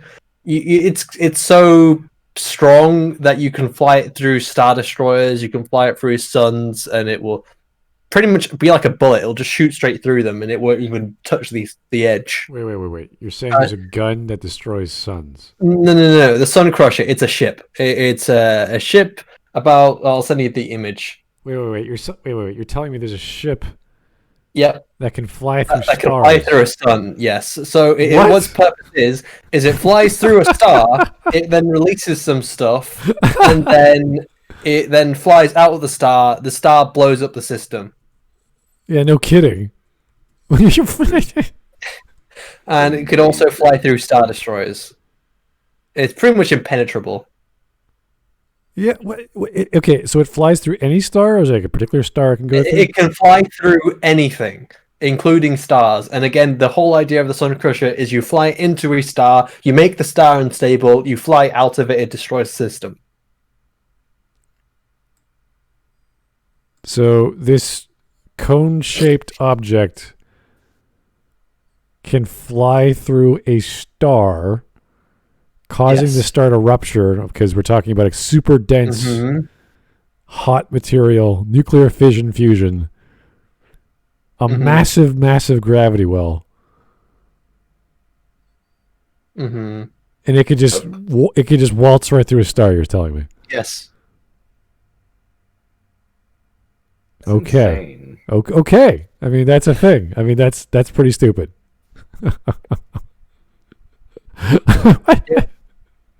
Forget Death Stars. Use this goddamn thing, sir. Which star system would you like to destroy? Just pick a star, man. I don't care. Just pick a. Just all of them. Yes. This is the answer we're looking for. Beware my cone-shaped star destroyer. Literally, star destroyer. Yes. Okay, so Phoenix Night Flame said it fires a resonance torpedo that can start a chain reaction for a supernova inside the star. Oh, it fires torpedoes. Mm-hmm. Oh, isn't that cute? Torpedo while it's in the star, or is that like after the fact? While it's in the star. Oh, isn't that a torpedo? It looks like a cocksock. A what? It looks like a cocksock. Yeah, I think we heard you. We didn't believe what you said there, Duck. I think this would be perfect for like Holdo's like maneuver, because you just fly straight through it. Your ship wouldn't even be touched. If it can fly through a star, it can, crash through a ship in hyperspace. What? And I believe in a situation, it was even used to shoot that. Like they blew it through a star destroyer. This is so stupid. Yep. Yes, it does so stupid. We've created an object. Okay, we're gonna stop there. We're gonna be here for a good 20 minutes. We'll keep talking about a ship that flies through suns. Patching it through. Oh, all right, back on track. Iaparca or La We'll never Parca? forget Hor. Hor will always be in our hearts. Or yeah. How about we making the Star Trek with all CGI animation? No, that would not work.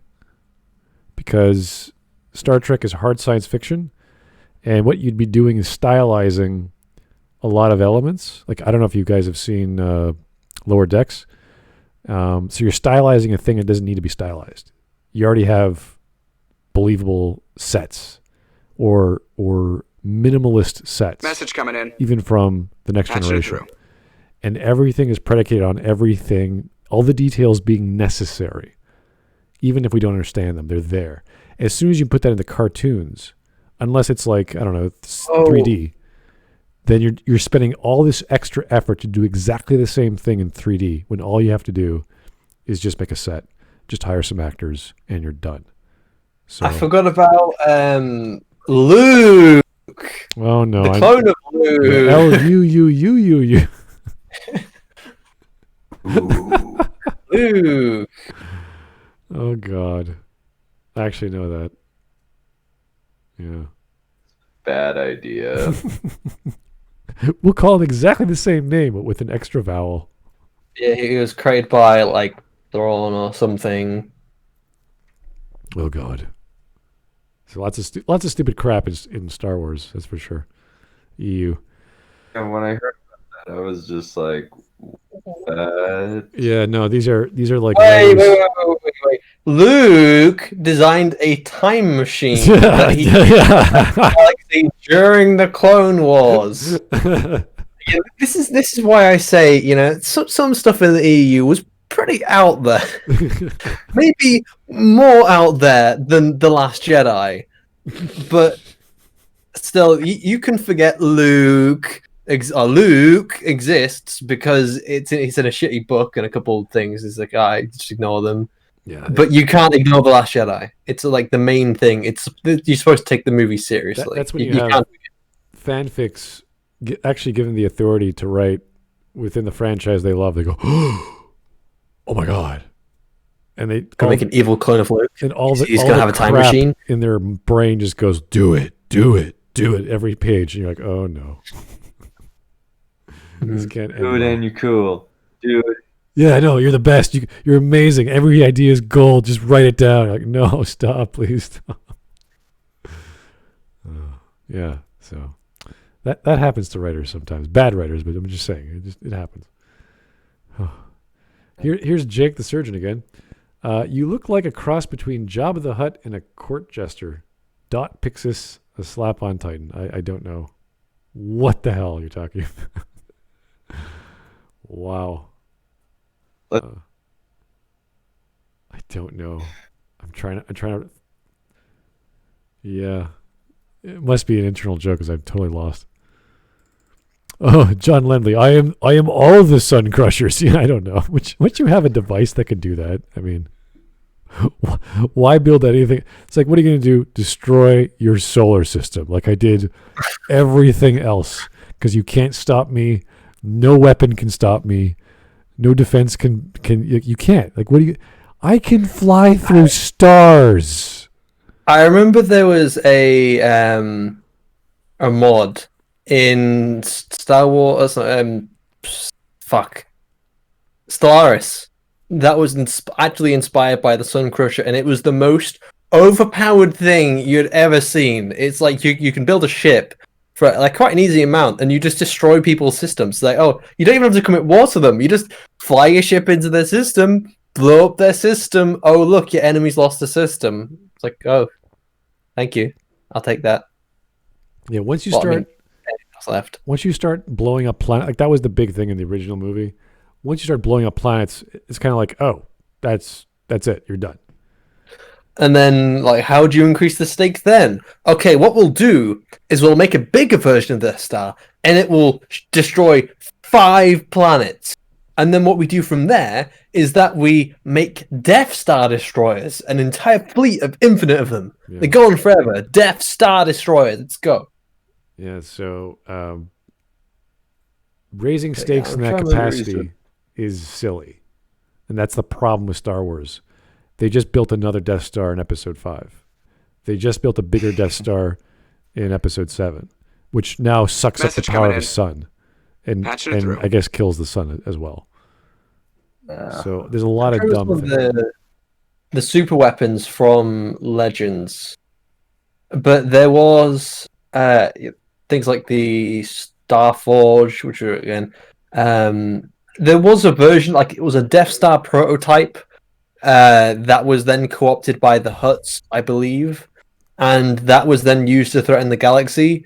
But at that point, if it's a big long tube, so why did you need to build the rest of the Death Star if you already have a fully functioning tube? It's a prototype and it can destroy planets still. Well, the whole thing with the Starforge was that it was a secret, and No. I'm talking about the Death Star prototype. Okay, fine. That's a totally different story. Yeah. But with KOTOR, it's like it's always this thing that we're searching for, like the Golden Fleece. We don't know what it does yet, but the villain already has it, and maybe he's not using it in a large scale. And once you find it, it's like, oh, it just makes whatever you want. It makes ships, and that's pretty much what you need. So you can just conquer the galaxy that way. But there's really no detail on what it does and how it does it. It's just sort of, it uses the power of a star to make stuff. You're like, oh, cool. So it's nothing over the top. And it's not like powered by imagination. Oh, it was the Dark Saber, I think it was. Not the Dark Saber from Clone Wars. The Dark Saber, it was the prototype, I believe. The Dark Saber, the prototype look... Yeah, everyone's correcting me in chat. I just went back, the Dark Saber. There's Setter again, or Cedar. Shiny, play Uno with us. I don't know. Shiny, you want to play Uno right now? It's up to you. Not right now. I'm fine here. Maybe later. Okay, maybe later, guys. Maybe not at 11 o'clock when I have a lesson tomorrow at 9. Yeah. Jake the Surgeon. A Slap on Titan is a very funny abridged series of Attack on Titan. Oh, that makes more sense. Okay, thank you. Yeah, I've only really watched the Him Daisy stuff, which is Persona and Metal Gear. I don't know all the other stuff they made fun of. So anyway, let's get back to our video, which I doubt we're going to get finished today, and I don't think we want to continue it because it's fanboy whining about fanboys, which is a really strange thing. But that's what you got. I want to shut down Tomatoes, but that doesn't... But isn't the low audience score the proof people point you to prove the movie is bad? But then Rotten Tomatoes was playing ippy dippy with their fucking website, like removing bad reviews and like suspiciously. When they removed reviews for spam purposes, their audience scores magically jumped really high. But yeah, it was really strange how the Rotten Tomatoes kept removing reviews. Well, that's what people are upset about. Even if they did that with the was it the audience score? It was stuck at whatever 80% or whatever it was for forever. Like it never changed, and it was bizarre. I was like, how could this be? How could all the fans in the majority love it? It makes very little sense. And it was that since there was like 5,000, now there's probably like, I don't know, 100,000 or whatever. It's been almost a year. So something was really fishy there. So he may be skeptical over the people who are doing fake reviews that are bad for TLJ. We're skeptical over the good reviews over The Rise of Skywalker, because everyone who watches that film goes, yeah, there's something wrong with this film. There's a lot wrong with it. That audience. Not everyone. That audience score is frickin' weird is weirdly high because Well, it's The not, Last but Jedi the has a suspicious bad part- audience score. No, but the The Last suspicious Jedi part is the fact that the score, so the number of reviews went down for The Last Jedi. Like, they were actively removing them. And it was even happening to QTs and Captain Marvel, where reviews were being taken down and the score was being held up. Like, going up physically. Mm. There's a lot of strange reviews in the positive, like if you dislike The Last Jedi like I did, you'll love The Rise of Skywalker. You're like, what? How? Why? If you hate The Last Jedi, why would you like Rise of Skywalker? It makes everything worse. I would say to an extent it's trying to do a course correction to Dum Dum McDum fanboys, but it's actually trying to say, course correct. It's a desperate course correction to try and move away from what everyone's criticizing, because at that point, they were panicking. But it's still stupid. Yeah, it's still dumb, but the people who see it as trying to pander to them, I think maybe bought the panda bait.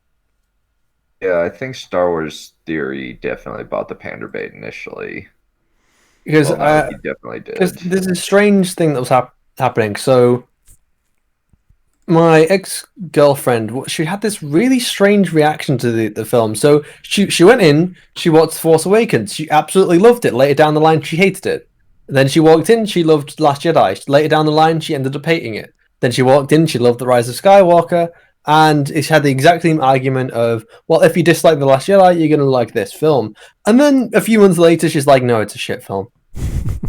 I think a lot of people that I've seen have had that reaction of they enjoy it when they go in and see it initially, and then they come out of the cinema and then they let their thoughts settle and it's like, actually, no, this film's pretty shit. Yeah, I've talked about this phenomenon with Mass Effect 2. Like I said this many times to you guys. First time I played it, had an awesome time, everything's cool. So I can't wait to play it again, do this and that different.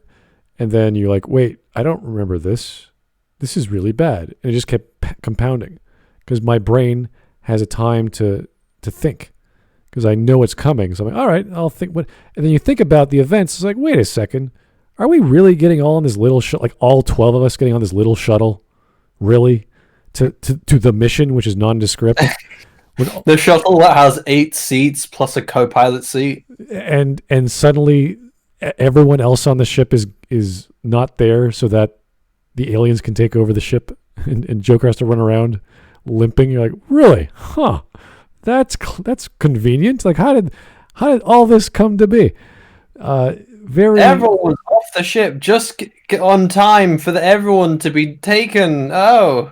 Yeah. So lots of weird elements like that just take you out of the whole experience.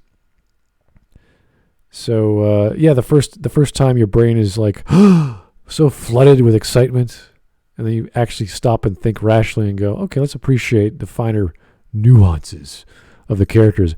And there are some interesting characters, but they exist in a bubble. They're just, oh, my son is this, my daughter is that, my dad is this. And you realize it's just a bunch of house cleaning for a lot of these people, which should have been, Dad, I'm going away, I might not come back stories, which should have been dramatic and poignant and meaningful, as opposed to, I have to go kill my daughter, I have to go find my dad, I have to go kill my dad. All these daddy issues. The game is just random. Okay, I guess so. But some of them were great. Tali's mission was great. Legions was good. In playing with the science fiction stories, which it should have. All right, 3 minutes in, we're doing well. No, we're not. We're totally randomly talking about different, more interesting things.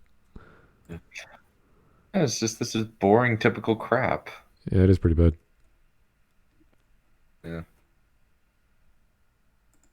In my last video, Why I Hate Star Wars Fanboys, link in the description if you want to see that, I talked about how the fans placed the original trilogy on way too high of a pedestal, and because of that, nothing will ever be good enough for them. It's like going to every movie expecting Citizen Kane. Which pedestal would that be? I'm curious. Who? Well, I actually call it setting a standard. Yeah. I don't think we're I think expecting. that, like, Red Letter Media's assessment of Star Wars is actually pretty accurate, where it's a set of well-liked blockbusters that became, like, very beloved. That was pretty good, and then came a string of, like, deeply flawed movies after Empire, because Return of the Jedi's got some good payoffs, but it's got some, like, logic problems, especially in the opening. And Done? other than that, it's fine. Yeah. No, there's. Come on. You don't expect things to be as good. You expect a level of quality where things make sense, at least. You're like, okay, this should follow in some logical fashion from A to B to C. Characters should be believable. Technology should be the same. You can do some fancy magic with your force powers and introduce a new one. That's fine. Not a big deal. But Do you want to know what I've discovered? Okay, guess who was a big fan of this video. Just guess. Oh, okay. Right. AT chat. That's right. Yes. Oh, I'm right. AT chat is a huge fan of this video. Oh, come on. There you go. There's the comment. I swear, every time I watch a video, AT chat's either in the comments or I've made a comment and he's in my comment feed. So AT chat, amazing. These internet cowboys are the most hilarious people in the world. Petitioning a film, what functional adult does that? They are actually giving people with mental illness a bad name. Aww. Lol. AT chat. Aww. He's so adorably dumb. Maybe I should try and get back to him about the whole debate thing, unless because I found it hilarious when he came to me all big and full of air. It's like, oh, you were just afraid. I sent you a DM on Twitter, and you were too afraid to come debate me. And it's like, no, you didn't send me a DM, but you're welcome to come and debate. I'll send you a friend request on Discord. Silence. What would be the point? I mean, Hey, AT chat. Oh, what about the debate thing? Silence. yeah, no. What would be the point? Like, first off, he's not going to show up, even if he does agree. What would he talk about that is anything relevant? That has any? Like, we've heard it all before. He's not going to bring anything up that he said. Like, there's nothing new. Anything he said was of worth. Yeah. Nothing he said. No, that's the problem. Like all these people do is they whine about other people. They whine about the fans hating something. Well, if you don't like it, don't watch it. It's like, well, we've already watched it. Now we're giving you our opinion of what we saw. And the same with this guy. If this guy doesn't like the fandom, don't talk to these people. Nothing's stopping you from turning your screen away or going to a new tab. It's a strange. I think that's the only thing they could talk about. And I can only guess. I can only guess because someone dislikes the thing they like and they don't have an argument and they don't want to spend the time to figure it out and see if they're right or wrong because their sacred cow has been attacked. Mm-hmm. They just lash out at whoever disagrees with them and says, "Oh, look at these silly fanboys," and they go to extremes. They talk about Kelly Marie Tran quitting whatever. They talk about it's the same standard lines. It's the same arguments we hear over and over and over again. Patching it through. So there's really no what would he would have to come to us and say, "I want to debate you on the merits of this or that's." Like, no problem. Let's do that. But we're not going to go to him and say, "Hey, let's talk about this or that," because it's not going to happen.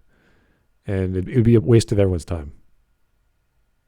It's all it would take. I would spend maybe a few hours on the topic, do some research, get some references, and see all the things that it's wrong. Because there's so many problems with the sequels or whatever he wants to talk about. Even the prequels, the original, have problems. Yeah, we could list them all. He listed some in one of his parody videos.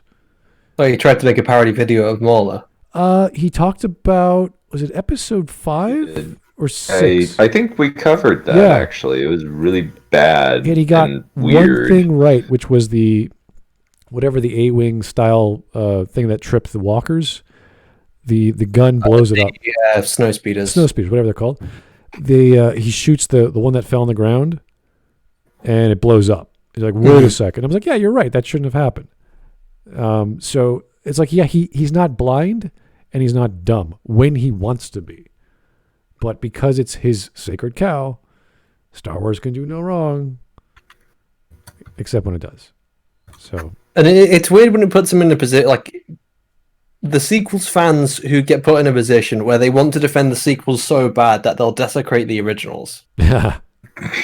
Like they'll say, I'm shitting all over the originals because you did it to the sequels, like they're doing it out of spite.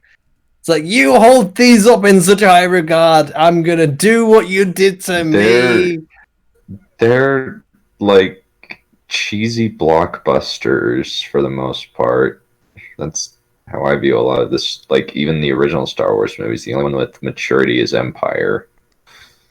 They're not to be taken too seriously because they're all melodramas. Like, all right, we're dealing with big ideas.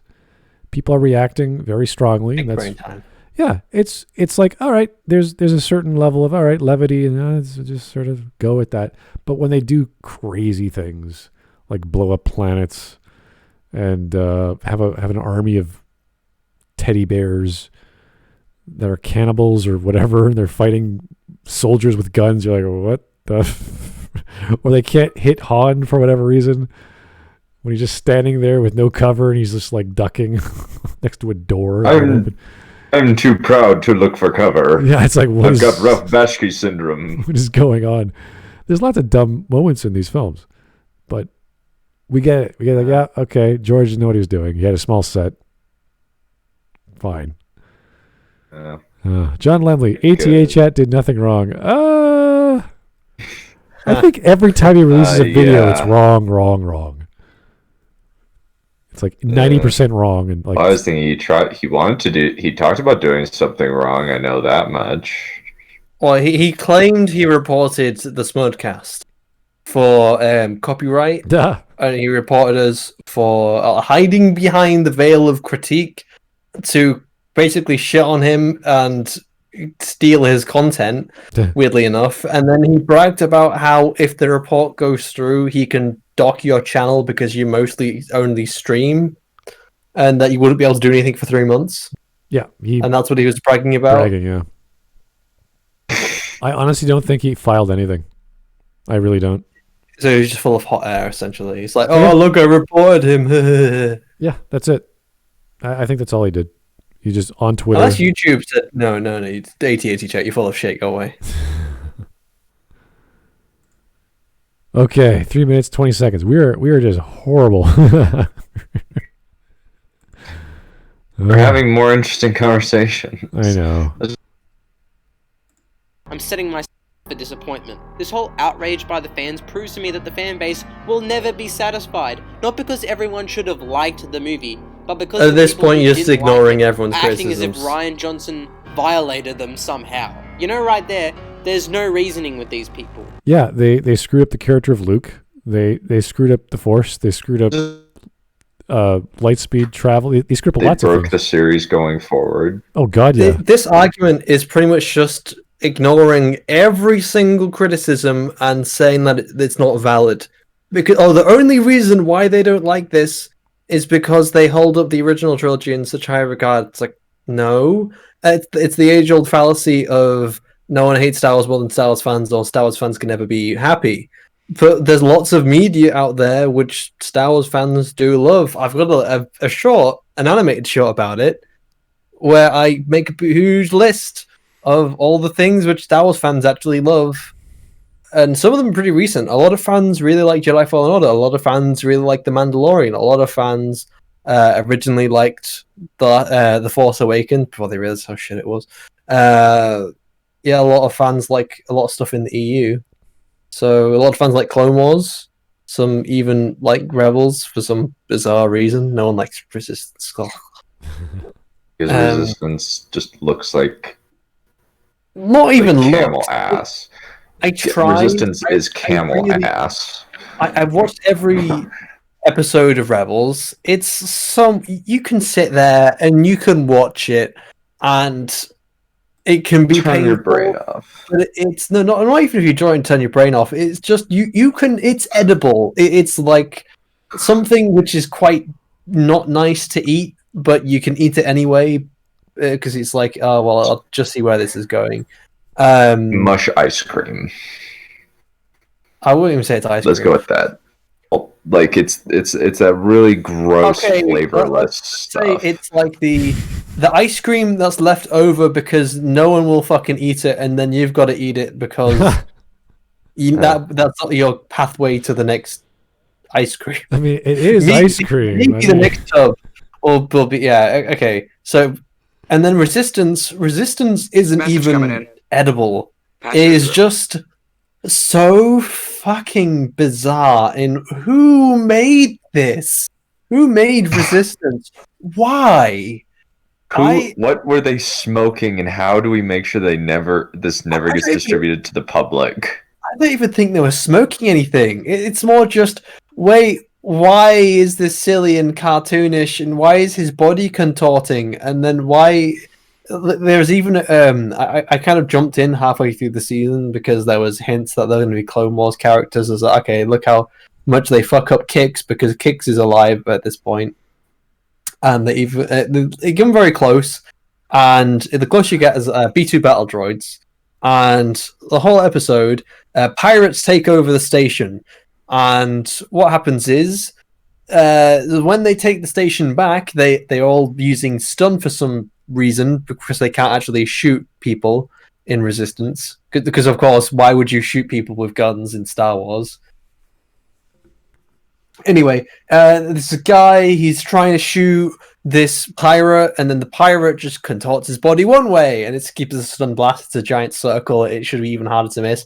And then he contorts his body another way, and he keeps doing it over and over and over again, just keeps contorting his body to make sure he misses. Then the girl turns around, hits him once, he's down. And then the girl turns to him, it's like, wow, you're really not good at shooting, are you? Despite the fact the guy's body was contorting cartoonishly to make sure he wasn't hitting. It wasn't his skill, because if he didn't contort, he would have hit him. So it was all just for joke slapstick, and then a joke about how he's not good at shooting when he it just doesn't make sense.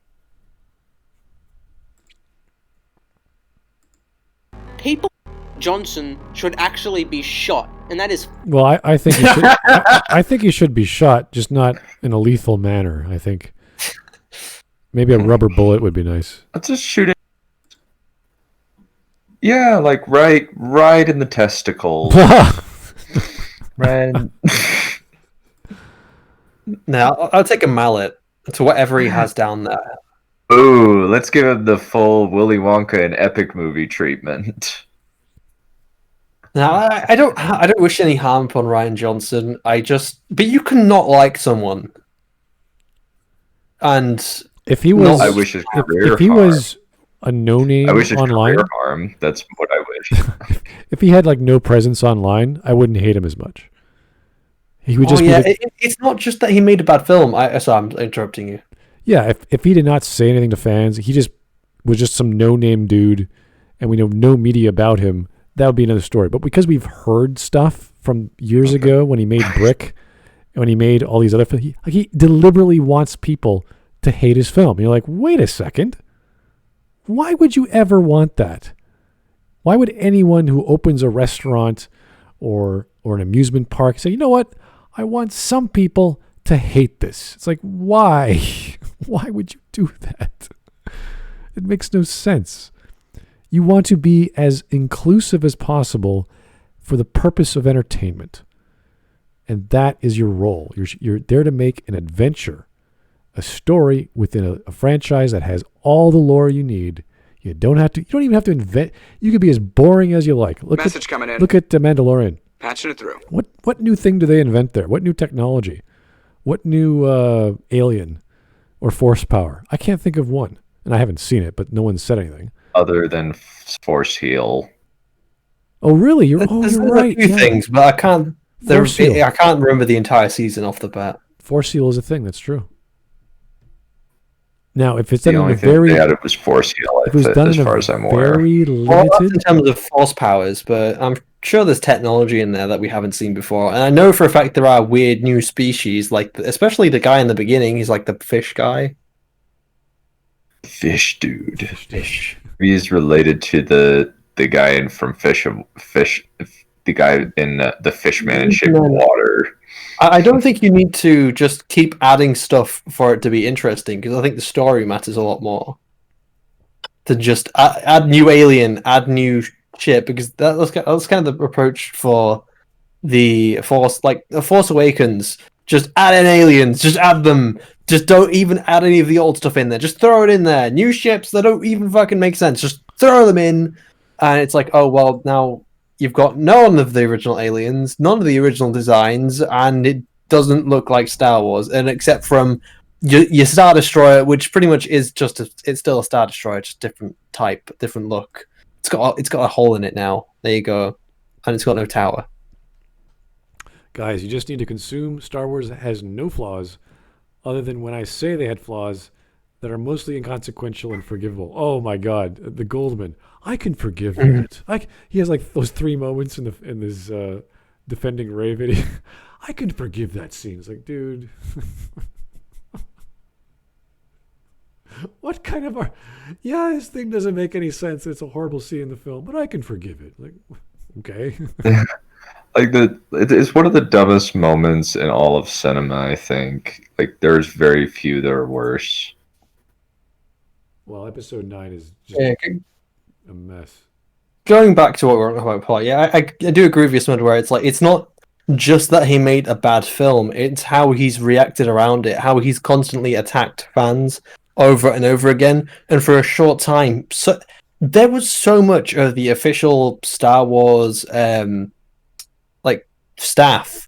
There were a lot of staff members who were actively going out there and attacking fans. Ryan Johnson, Auntie Gutierrez, who was funny enough, the public relations manager of Star Wars and Lucasfilm.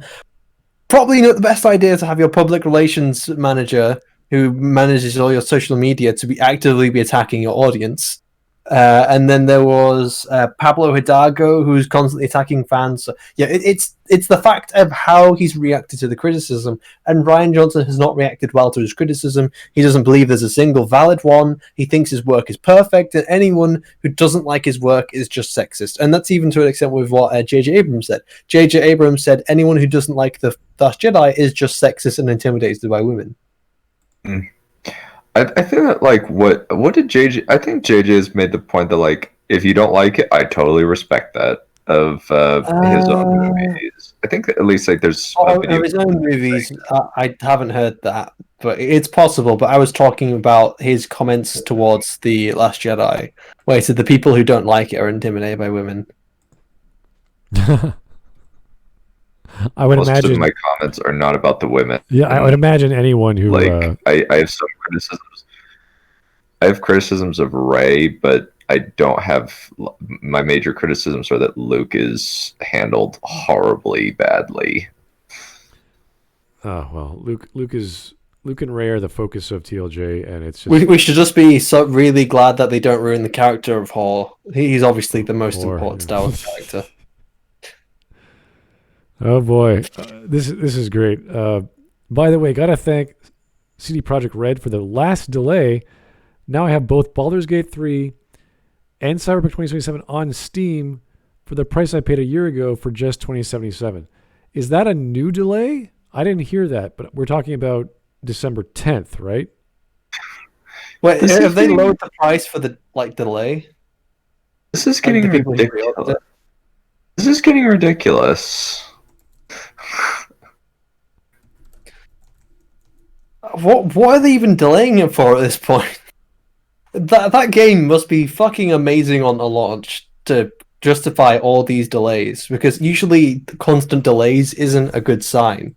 But then again, it's CG Projekt Red, so it's got to be good. Well, there's always going to be a day one or week one patch for anything these days. So it's like, all right, they're going to fix something. And the original delay from last month was they weren't sure. They needed an extra month to test the 9 iterations for Xbox X Series, S Series, this and that other platform, which is like, you have already done that. Like, you've already gone gold, which implies you've tested it, which they said they haven't. So it's like, wait, what are you going to accomplish in 1 month from your entire game? Like, that's a lot of QA. That would at least take 2 or 3 months on every platform they've got. So I don't know unless they've changed the release date again. I don't know what for. It's kind of crazy. And I'm not saying it's not worth it. I'm not saying it's bad. It's just that once you say these things, we expect that to be maintained. You can't just keep, we need another month. We need another month. And apologists are going to say, do you not even want the game? Do you want it to have flaws? It's like, no, I don't care about that. I want them to say what they mean. They say X, I expect X. If they say, it comes out later, they lied. It's that simple. So if they don't have the foresight to put a release date, and even if they're like a day off, it's like, fine. But this is like a month and another month and then another 2 months. And then it's like another year. So it gets silly after a point. Anyway, Baldur's Gate 3. That's another good God. That's what happens when you have betas and there's so many bugs with every single scene of the game. And they're like, we got to fix our game, the whole thing. And you see, I've seen a bunch of playthroughs. They're hilarious. There's so many. If you thought Mass Effect Andromeda was bad, wait till you see the cutscenes in Baldur's Gate 3. It's hilarious. John Limley. They're delaying it so they can make money off cross-gen. Oh, really? And not get criticized for the older gen Message coming in. being less Patching it through. good. But they want to say they care? Really? That's a strange way of putting it. Why not just make it, let it come out, the day it was going to come out, then make a patch for whatever PS5 that comes out this month or whatever new console comes out. Like, just do that. Stop saying, we weren't expecting what's going to happen in 2020 with PS5 and Xbox Series X and all that other junk and whatever the GPU manufacturers are doing with all their stuff, with their ray tracing. So just release it. Do your updates. So I've got a quick bet for you guys. Who do you think? So a fourth person has joined our watch together. Who do you think is going to join? BB, I think, because he said he would. The voice and LitDev and Glib also said they would come on later. So. Well, yeah. I want to put money on Glib. Glib? All right. Who knows? It could also be voice, because I've seen voice in chat as well. That's true. You never know with voice. John Limley again. CD Projekt Red's definition of going gold is telling investors that their investment is ready to ship. That's technically true, yeah. But since it's delayed, obviously it isn't ready to ship. Yeah, I don't get it. Going gold means you've done Message coming in. all the it's not Patching it feature through. complete. Feature complete is another thing. And the definition they gave of going gold, saying you can play the game from beginning to end and all the elements are there. It's like, that's not going gold. Going gold is you've done all the testing. It's been tested on all platforms you said you were going to put it on, and all you need to do is manufacture it and mass produce it. That's it. Like, you literally need to press discs. That's what going gold means to me. And their definition in that giant Twitter post was, we still need more testing. It's like, but that's not going gold then. You're in the QA phase, sir. So, yeah. Not the best communication there from CD Projekt Red. Oh, they're Swedish, aren't they? Oh, no, they're Polish. Polish, yeah. They're Polish. Yeah, they're Polish. I just recently found out they have a stock in the Warsaw Exchange. I had no idea. They went public because originally they were I think they were a publisher and distributor of video games for GOG, and they decided to make their own stuff, which is interesting. So from shipper of product to developer of product is a very interesting. I could have sworn that. I don't think they were a publisher. I thought CD Projekt Red was it was always a small games company from the very beginning. Like they had never worked on a game before, and that was what brought the company together. Like The Witcher was their first game. Yeah, that was the first developed one, but they started off as GOG. So, all right, interesting stuff, huh? Oh, so old consoles are holding them back, as far as I know. That's weird. Okay, it makes somewhat sense because last year when they had that demo, it was on like a souped-up Titan 2080 Ti, and it was the supercomputer. It was like amazing. So to go back to PS4 might be like, oh shit, we gotta downgrade everything. Message coming in. Turn off ray tracing. Yeah, that might make. Well, it would technically work on a Titan. Quick, stop the ambient occlusion. Yeah, it's kind of funny how that would work on a PS4. Anyway, all right, almost 4 minutes. They'd probably just do what fuck, I forgot what it's called now. Just like Watch Dogs. No. Downgrades. There's all kinds. No, I was thinking God of War. God of War, while it has good graphics, it's limited its frames a second to like 40. Not 24. Oh. 24 frames. Yeah. Well, a lot of fans love 60 FPS these days. On principle alone. Mm-hmm. Well, it's better to have a 60 FPS game because it just gives you it gives you more reaction time to actually, see something, spin it, shoot it. It's a lot smoother. It can make a difference in games. That was the argument we saw with was it Halo Infinite? The popping of textures, the grass disappearing on the demo. Was it last month or 2 months ago? I can't remember when. And it's like, yeah, they're very subtle, but if you pay attention, you notice these things. So it's like, all right, it's fine. The graphics are stylized. They're not as realistic as they used to be. And I'm totally, like, I don't care. It doesn't bother me. But people notice the difference from the previous games, like Reach. So it's like, oh, why did they change the graphics? Why did they change the Z buffer? Why did they change all these draw distances? It's like, oh, I don't know. But it's noticeable. Bad Boys here. I'm right. Hey, BB, how's it doing? Well, Bad Boys only just joined the Watch Together, so there's someone else is still in the Watch Together. We are slowly getting through this video because it's so bad and so ranty. There's no arguments to be made. There's no references. No spoilers. There's nothing. It's just like, okay, fanboy ranting about another fanboy group he doesn't like. Fun video. So our typical videos we watch. Yeah, just a bunch of nonsense about people hating on other people. Like, okay. I see. Anyway, let's keep going. Ridiculous. I've seen nothing but these haters spew lies and harass anyone who did like the film, or otherwise try and harass Rian Johnson himself. You know how when Iron Fist and Inhumans sucked, everyone just moved on and nobody really cared? With Batman v Superman, I wasn't proclaiming that Snyder murdered my childhood and that he deserved to die for making a bad movie. Okay, franchise most popular in history that is literally the continuation from 6-7 other films, and versus an adaptation an individual. Well, actually, no, this is part of a series as well. But it's not exactly. This series was established with Man of Steel, right? And it's not. The Zack Snyderverse isn't exactly well beloved by a lot of people, and it wasn't well established. So you have crap on top of crap. To give it a Marvel explanation, it was like you went from Iron Man to Captain America: Civil War. You know, it kind of felt like that in a sense. I can't tell if you're defending Man of Steel. So at that point, are you defending Man of Steel?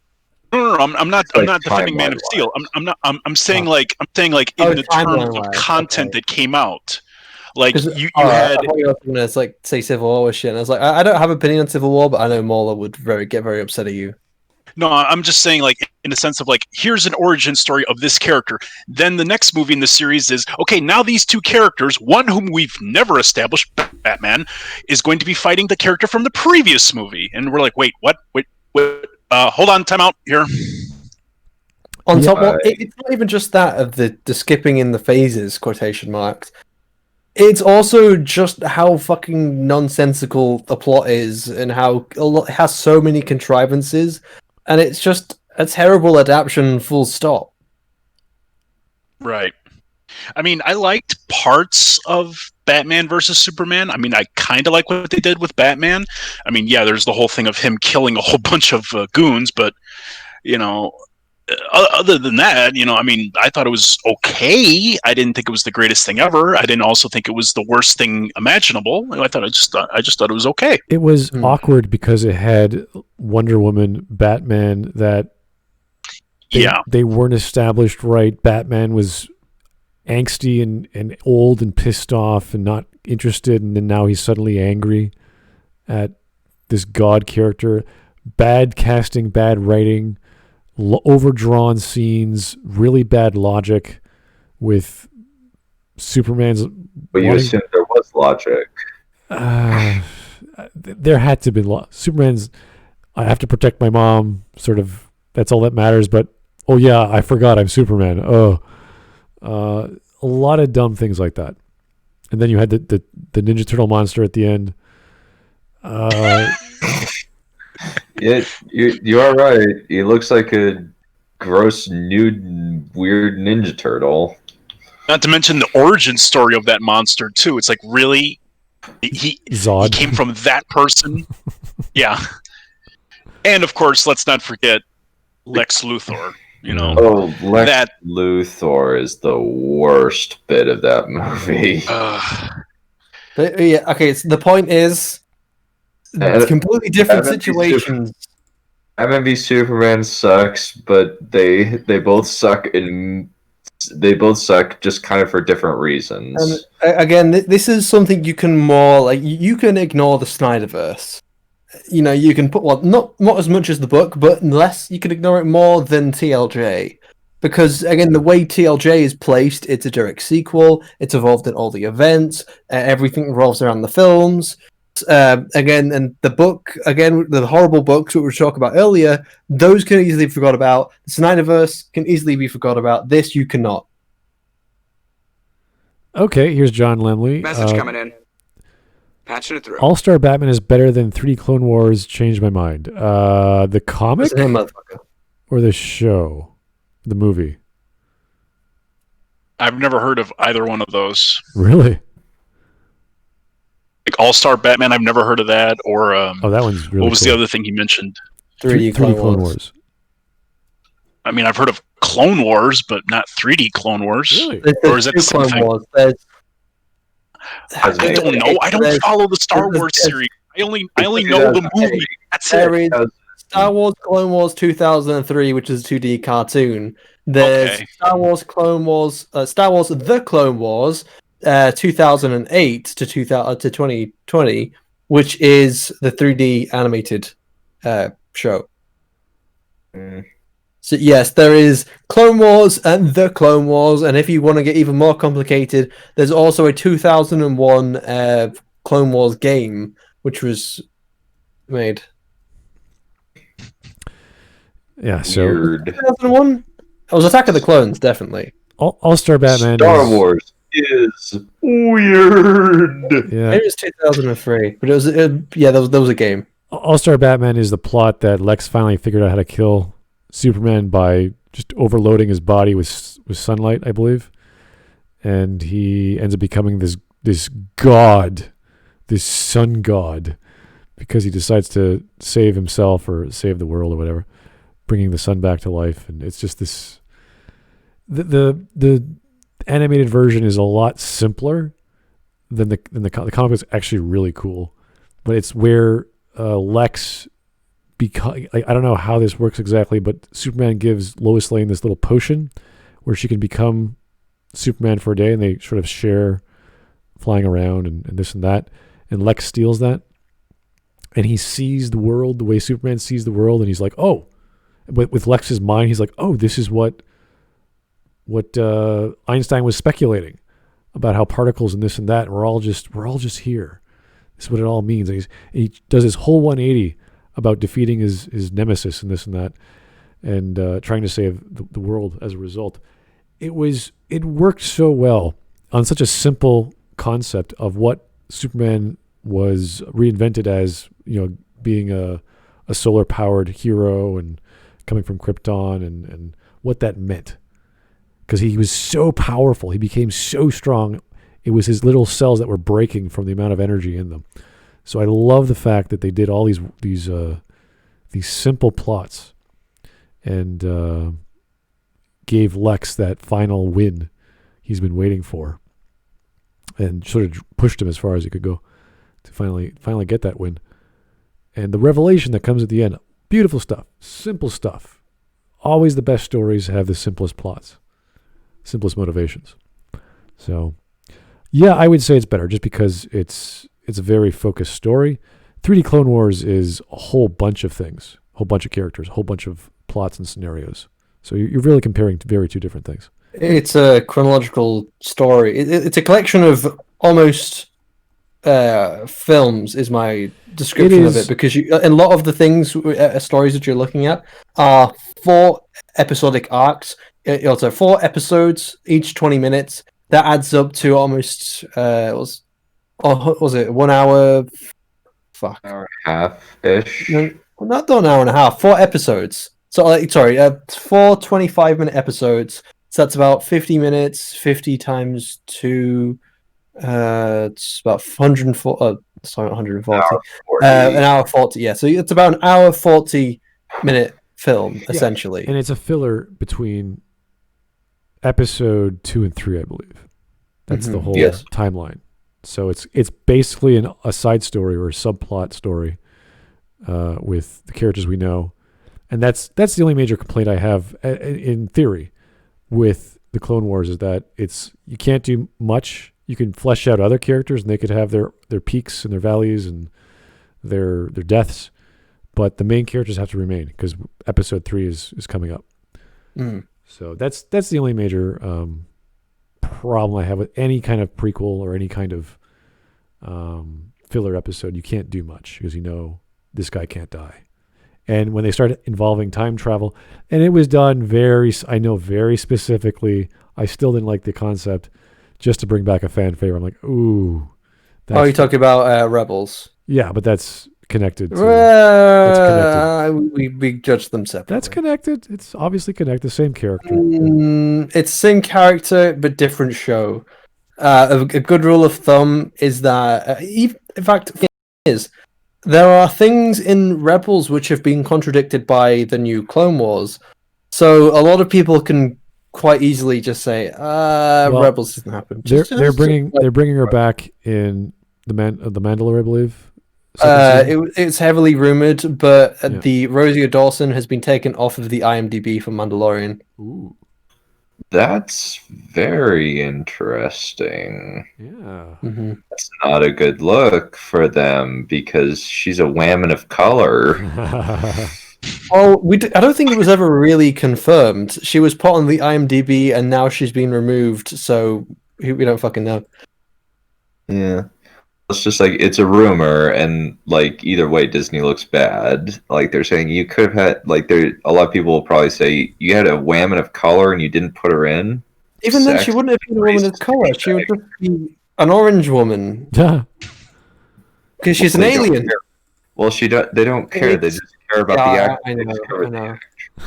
Care about the actor. It's like Orange it's woman like bad. Starfire. It's like Starfire then became a black character because a black actress played her when she was originally a fucking orange alien. So you're telling me to a lesser extent because she's not an alien, how they race changed what's her name? Domino in Deadpool 2. Domino used to be like paper white with a black, like a pitch black eye. Now she's a black woman with a white eye. Ooh. I like Zazie Beetz, and that change didn't really bother me that much. I mean, I don't know the character, but no, I'm saying the the thing is where now a character in one adaptation, the character has been made black, or at least been played by a black actress. Now the character is a black character. No one else can play them. The character of Domino is kind of like the power of, well, one of the versions of Scarlet Witch, but it's always turned on, and it's all internal. It's all to her. So probability affects her positively, whereas Scarlet Witch can interfere with probability externally. She can do whatever she wants. So certain Maybe versions of Scarlet Witch. Maybe they don't want the orange lady jokes in reference to Trump. Yeah, or the orange lady gets fired from the show. It's like, oh, can't do that. John Lemley, you know what doesn't have racial issues? Metal Gear Solid. Oh God. I think people complain it's not diverse enough. Lord of the Rings also doesn't have any problems with diversity. I think there are still people. I've heard arguments that it's not diverse enough. Well, okay, Game of Thrones doesn't have problems with diversity there. Yeah, but you have slavery. I'm trying to think. Actually, no. Social justice have complained about the slavery and the white savior idea. Oh God! Because a lot of course the they have. Yeah. Even okay, I think I've forgotten the name now of the author. George R. R. Martin. Yeah, George R. R. Martin came out and said that they were originally supposed to be more like the idea of Roman slaves. They were supposed to be like white. Cultural. It's purely based on it's purely based on the location of where they were filming. Like you get the white pasty Dothraki where they were filming in Ireland. Because they don't bother, flying in all these people across the continent just to be background extras. Mm-hmm. So look, at some point, someone has complained about the fucking diversity of something. Yeah. Again, there's nothing beyond complaint for these people. I think other stories like Metal Gear Solid has problems with flying goth, gimp, psycho, kinetic power mind reader problems than racial issues. So, yeah, and fart jokes or whatever. It has a bigger problem with nanomachines. Oh God. Yeah. Once they start getting into nanomachines and MGS2, that's when it's like, okay, we're done. Hey, fun fact. Originally, Vamp, the character of Vamp in Metal Gear Solid 2, was originally supposed to be a woman. Really? Yeah, but then they looked at Fortune, who was already a woman at that point, and they're like, you know what? Let's make him a man. Oh boy, that would really change things up if her lover was a woman. Yeah. Wow. It would. Same with Metal Gear Solid 4 and whatever the hell Naomi's whatever drugs she was on at the time, where she's flirting up Vamp. You're like, okay. We're only 4 minutes into this. What the hell is going on? Only 4 minutes. Come on, let's go. Clearly never going to be satisfied when they're this unnecessarily aggressive over a movie. Here we go. This guy is complaining about other people complaining just because it's a movie. Shut up and enjoy it, bigot. It's a film. Yeah, we've covered this. We don't need to go over this again. This is his whole argument for the next 20 minutes. Yeah. We could stop because it's really repetitive and redundant. He has no arguments aside from bitching. And so we just sit here and talk for half an hour? Well, we could take a break. So at least this is not as bad as Maggie May Fish. Well, okay, Maggie May Fish has actually something to say. Like she references the film she's talking about. It happens to be absolutely nutsoid, but at least she's talking about the film. This guy's, I'm not going to do any spoilers. I'm just going to bitch about random shit, especially the people who dislike the thing I like. And you're like, that's not, you're not making an argument, sir. You're just saying stupid things. So, actually, you know what? It's November, which means our quota hasn't been filled yet for Maggie May Fish. So we're no. Cats. Let's watch the Cats one. Cats. Let's watch the Cats one. Oh no! Yes, we need to watch the Cats one. You So know, excited. Or Okay, just done. looking at this guy's channel, and he's like, "Hey, Groovy Movies, you have a problem with Birds of Prey? Shut up and fucking like it, you bigot. You know, it's just a film. Why are you upset about it, huh?" Yeah, pretty much. Or like Joker, or you could say like with Joker, like you don't like Joker. I'm trying to find specific There's films. women of color? There's women of color in it. What are you, a bigot? I'm trying to find specific films which he has criticized. I just going off titles, and he says he complains that the Birds of Prey movie is not a Birds of Prey movie, and he's upset about it. The Joker movie, The Killing Floor, so he has a problem with that. Okay. He certainly referenced that he has a problem with the Batman vs Superman. Or DC fans in general. Honestly, I don't know which is like. I refuse to watch Birds of Prey just because I'm just like I'm not interested in giving it money. I tried, and I gave up. Bad. Which would you say is worse, Batman v Superman or Birds of Prey? Birds of Prey is worse than Birds of Prey is Birds worse. of Prey is really wow. I would put it. Man of Steel is probably the strongest entry into the Snyderverse. Then I would maybe put Suicide Squad. I just want to point out none of these are a ringing endorsement. It's not like they have good competition here. Wonder Woman count as Then, Wonder Woman. Snyderverse or no? Wonder Woman would be at the top then. Wonder Woman, then Man of Steel, then Suicide Squad, then I would maybe put Batman vs Superman. Fuck Aquaman, fuck's sake.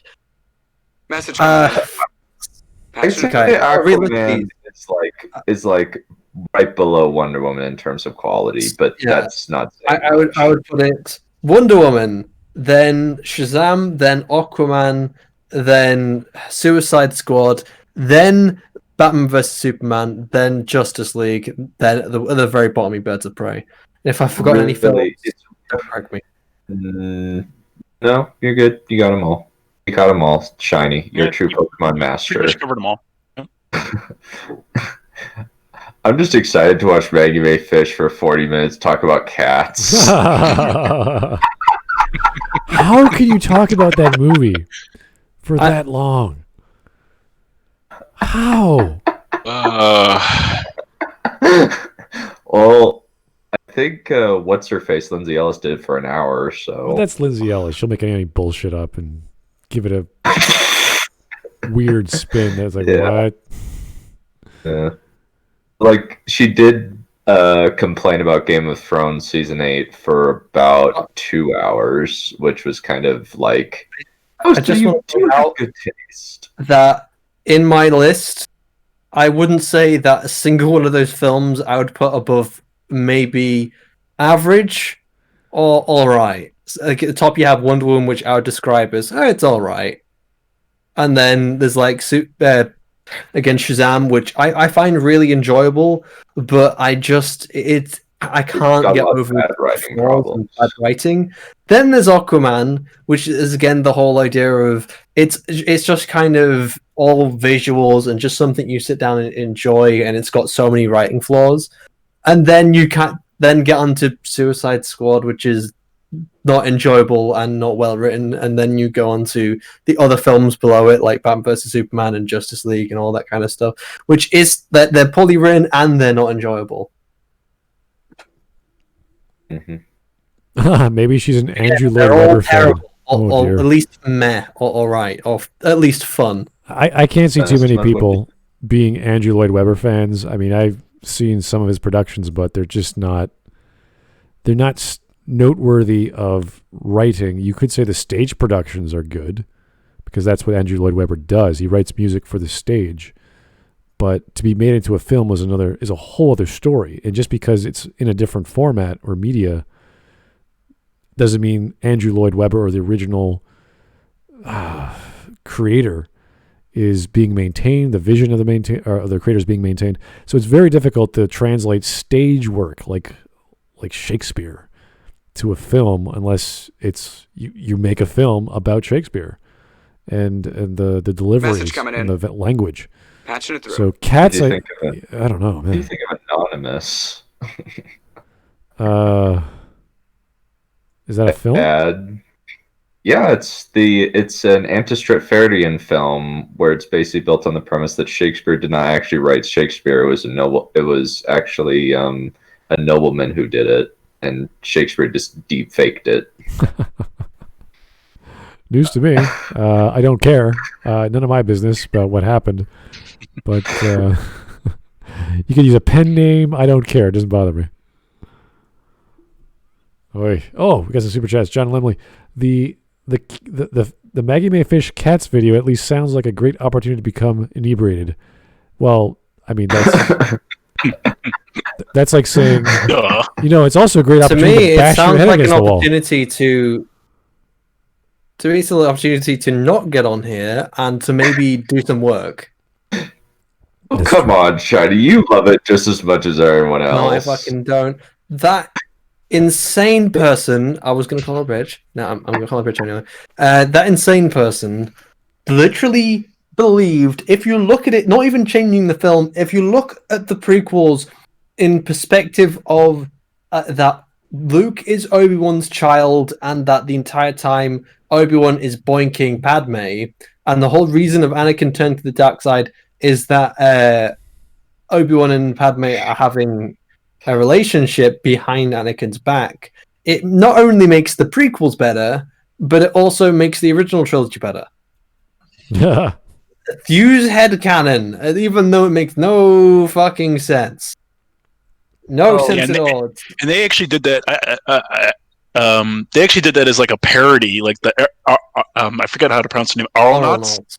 Arlnauts. Yeah, they did that as a parody where Obi-Wan and Padme were in the relationship, and Anakin was getting friend zoned. Yep. Honestly, that's not the worst of her friggin' videos. Her daddy's video was far worse. The first one or the second? We didn't watch the second one, I think. Both. What was it? We haven't watched the second one yet. We need to, though. The RoboCop video where she said that the guns were phallic. Yeah. He was a trans icon. That he was non-binary, because he was seeing woman as a mirror, and he can see himself in a woman. Him and his partner Lewis look the same too. Don't forget that. Yeah, that was amazing. Here's a strong woman who looks just like Murphy. This is actually Murphy as a woman telling him like a mirror that he's a woman. It's like, what the hell are you saying? It's a rape revenge story. Oh god. Just like the 70s movie. That crazy 6-part whatever. Oh my. No. I think it's just a revenge story. Even that rape revenge story is just a revenge story. And then he's like, the whole idea of him being raped was that he was penetrated by bullets and phallic weapons. Yes. The favorite one for me was when he's having the flashback of his wife, and because he's about to kiss his wife, it fades to another flashback, which is a representation of the woman becoming the man. It's just, wait, stop. What are you talking about? He's absorbing his memory as a woman. He becomes the woman. Which is his wife? Like, what? Becomes the wife. And then there was slow down. Because the mug was broken and it's like best dad, that means that he's rejecting like masculinity, and the whole film is that he wants to be masculine because of societal norms, and by the end of the film he gets what he wants, but by being hyper masculine as a robot, despite robots aren't hyper masculine. Message coming in. And then at the end of the film, he decides to be himself and be feminine. Oh yeah, the heart of the film is that boardroom scene. I'm like, what the freaking hell? How is the boardroom scene the heart of the film? What does that have? What does that have anything to do with the film? It's just a and that the old man was the true star. Oh god, yeah. Yeah. The hero was the guy who fired the other guy so that Murphy could shoot him. And like, wait, what? He was the true hero all along. Okay. And then there was like his name in the script was literally old man, because patriarchy. There's also, Where did that come from? That was out of nowhere.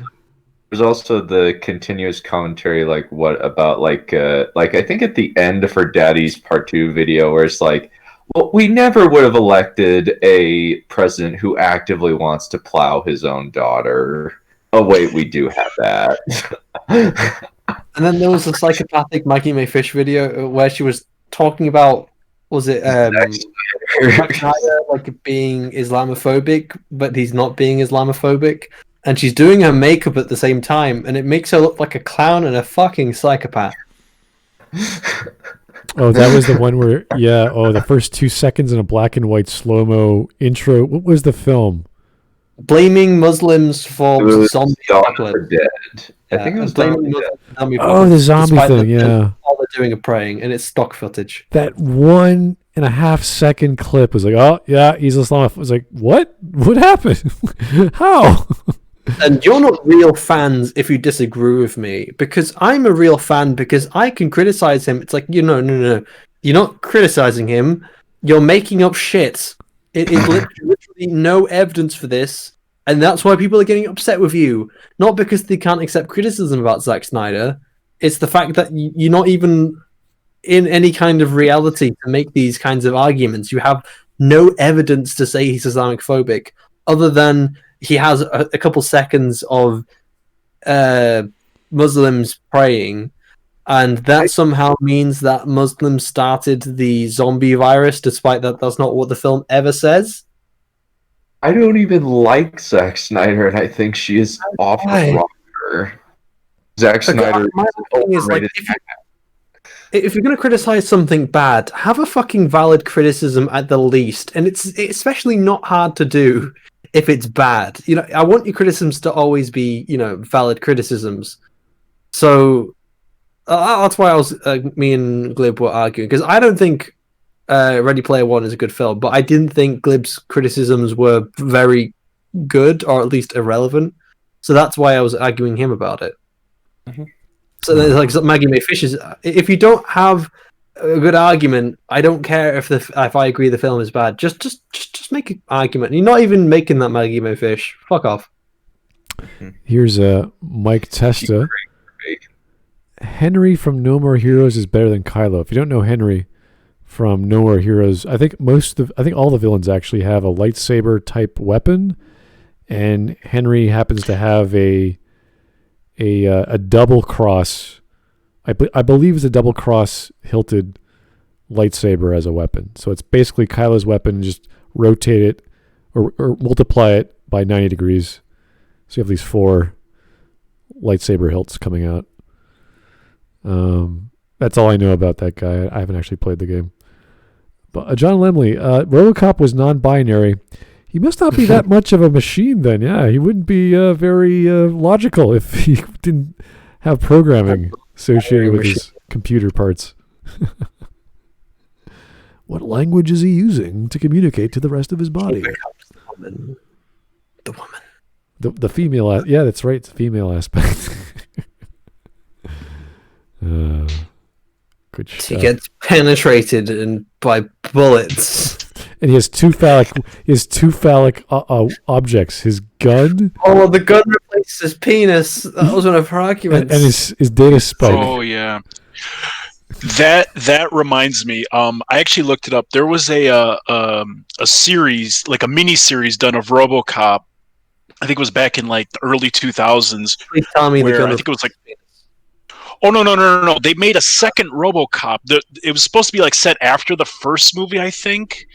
and there was like he had another partner before Officer Lewis, and it was a guy, and he was like African American, and he gets killed by RoboCop because RoboCop got hacked, and then they made that guy into a RoboCop who had black armor and he had 2 guns. So explain that. What? Well, RoboCop gets a I guess jetpack. it's to make up for the big dick, I suppose. Now he's got 2 of them. Well, I think the jetpack sort of screws in my brain as soon as I see a tank flying through the sky with jetpack. You know, I want to see RoboCop having like a pistol come out of like just a pistol comes out of his crotch, and then this black RoboCop just has a shotgun coming out of his crotch. Jesus Christ! Maggie Mae Fish is great. Oh, I think we're sort of stalling She's here. The gift that keeps on giving. She's amazing. You can do multiple takes of her one video. Message coming in. Could last Patching it weeks. through. It's great.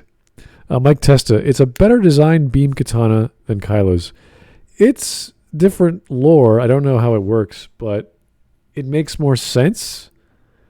It's a bit more impractical because you have to be very, very careful when you swing that thing. It's good for defensive purpose. That's about it. So I don't like the idea of having a bunch of shunts or a bunch of release valves that suddenly you have another plasma conduit that sticks out. Kind of dangerous. It's because the crystal's damaged and it doesn't even work as a guard. I've already criticized this like a billion times because the design is dumb and it's just it's all just trying to make it look cooler, and it doesn't have any kind of function. And it's like, a lot of Star Wars is designed around looks rather than function, but at this point, you have to work off of the logic already established, and this is dumb. I love when Oral Knots did it, not only with Kylo's, when we first saw Kylo's lightsaber in the trailer, but also we first saw Rey's lightsaber, or was it Dark Rey, whatever you want to call her. Did they do it into the when Rey flips it around? It like lots of little sabers and knives. And stuff like it's. Yeah, it wasn't the one that we saw on Twitter, which was the Swiss Army knife with all these things pop out. That was the best, though. But they do a bunch of crazy angles, and it just juts out like a tree. So I thought that was Bilbo teeth, right? With not the teeth, no, just the. Wait, Maggie Mae Fish also defended Rise of Skywalker, didn't she? No, she didn't. No. I remember we watched the video. She was talking about Dark Rey. Did we do that one? I don't remember.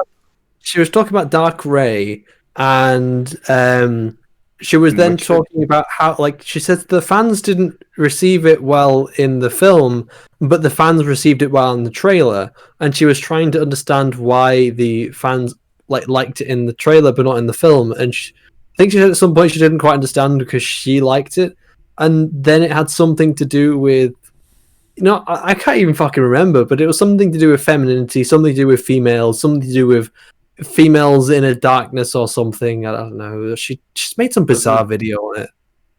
Was it Maggie Mae Fish, or was it what's her face, Witten Folly?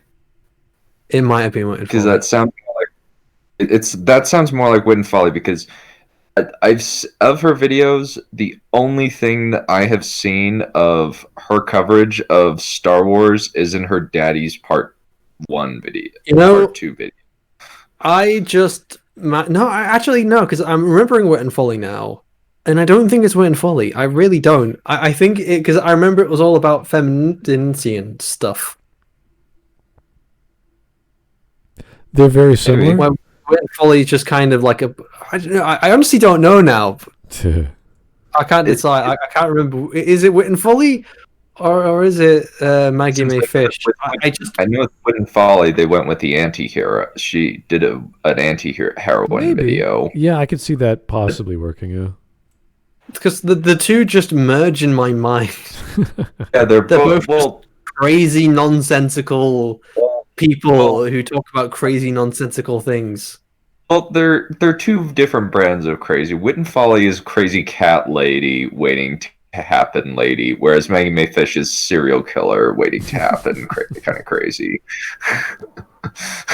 True, but they're both just crazy women, and I don't have the time of day to. I don't know. I don't think Maggie Mayfish would make a good serial killer, to be honest. She's too obvious. Like, you just see her a mile away. Okay. No, you'd hear her coming from a mile away. And she used one of those manscaping razors to kill you with. That would take a lot of work. Oh, she'd try. She'd try very hard. Wit and Folly is such a strange breed of feminist because she's not like your traditional feminist. But I don't know quite how to describe it. She's just her own brand of insane. Like, it's not even following the standard ideas of, the standard arguments of feminism, like diversity and this, that, and the other. Well, but yeah, like, to her, it's all about like writing, but the way she justifies it is like bending over backwards. Well, if she could find, you're like my own personal brand of insanity. If she like, the way she bends over backwards for Birds of Prey, it like fits with the feminist narrative, but she tries to say it's in like the vein of writing, and it's like, no, but they still did it terribly. What you're bending and twisting around, doing mental loop-de-loops to try and defend this thing, Wit and Folly. If she could look when she said that she said that Ray being lifeless and devoid of life, being cold, is like devoid of meaning, romance, and it just makes her sick, which is so funny to me. And Wit and Folly also sometimes goes against the feminist narrative.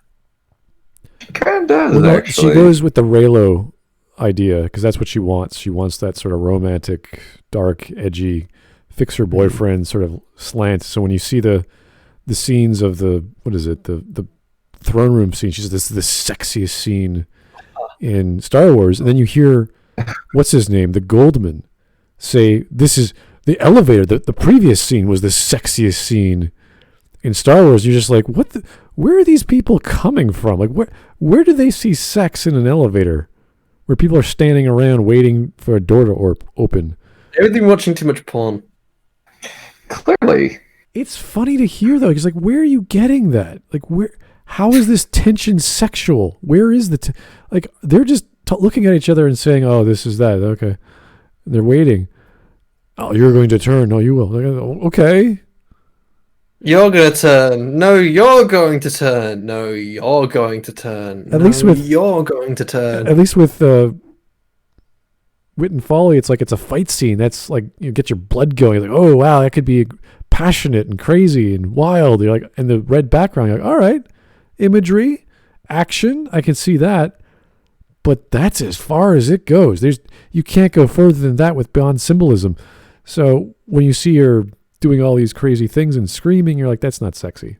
I'm sorry. It's not elegant. It's not passionate. She's just screaming and swinging a stick around. Like, that's not hot. Like, what are you talking about? It's bizarre. These reactions we get from these people, and Maggie Mayfish is just, you never know what she's going to say. But you see all these funny comments in her videos, like, oh, I totally agree with you. I totally saw this when I was watching it the first time. You're like, yeah, right. Sure you did. You crazy lunatics. Anyway, John Lemley, the Virgin Binary Language versus the Chad Linux kernel. Wow, I like that a lot. That's a great comparison there. The Chad Linux kernel. Oh, that's funny. If you guys like computer technology, I think you'll get a laugh out of that one. John, again, the sexiest scene in Star Wars was clearly Anakin killing all the sand people. You guys there? Hey. I'm here. Sorry, temporarily lost audio for a second. I just saw Dunn disappear for a second, and everyone was just quiet. All right. For some reason I just lost audio, so I just decided to click out and click back in again. All right. I was about to read this. This is great.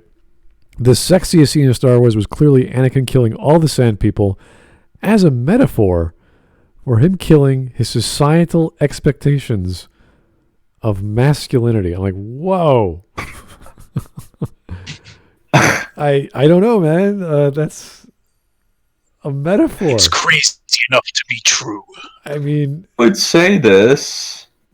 They would say this.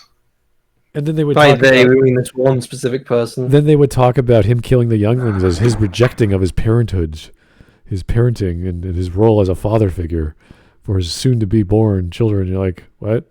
No. No, he's just killing everyone in the building. That's all he's doing. Kylo Ren is arguably worse because Kylo Ren is a school shooter. Yeah. He basically just, like, he's way worse than More to go through. You guys can watch it. We're not going to continue Message coming in. on our next Patching it through. Smudcast. I don't think we have to. You guys aren't going to. This has a record.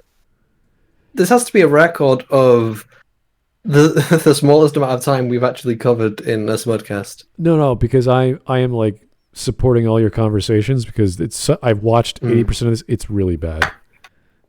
It's just, it's not without merit. No, but I'm saying that the amount, not one of the conversations, because obviously we've got a lot of conversations going on, but like the actual amount of time we've covered in a video, like the smallest video we must have covered must have been at least like 5 minutes. So we've somehow managed to go below that. Because we've done stuff like this before, and it's just pointless. And I don't think we need to waste anyone's time.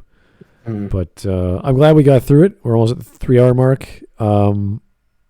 We still have to vote on a movie, and I've been getting lots of recommendations on my community tab. Thanks, guys.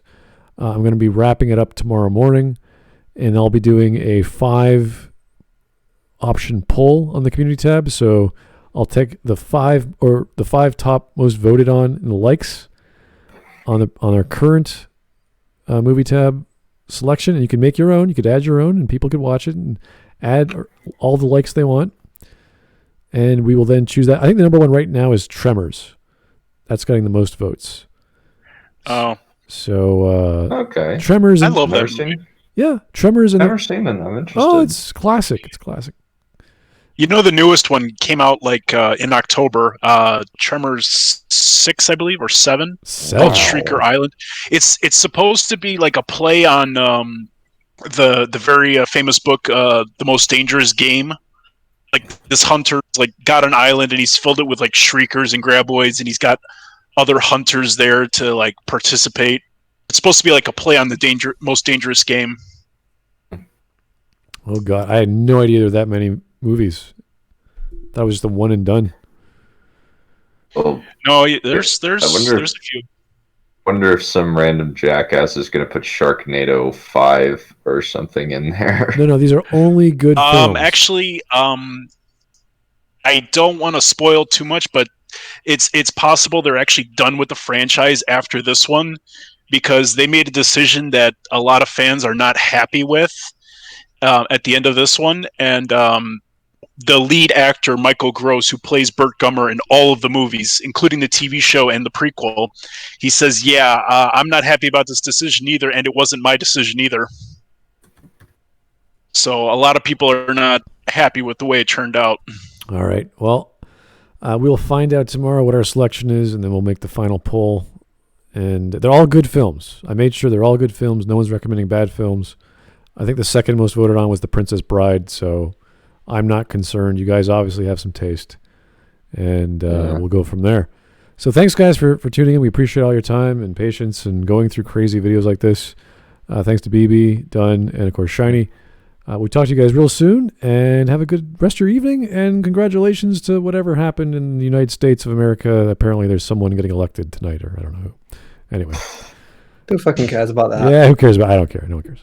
Good night. I certainly don't.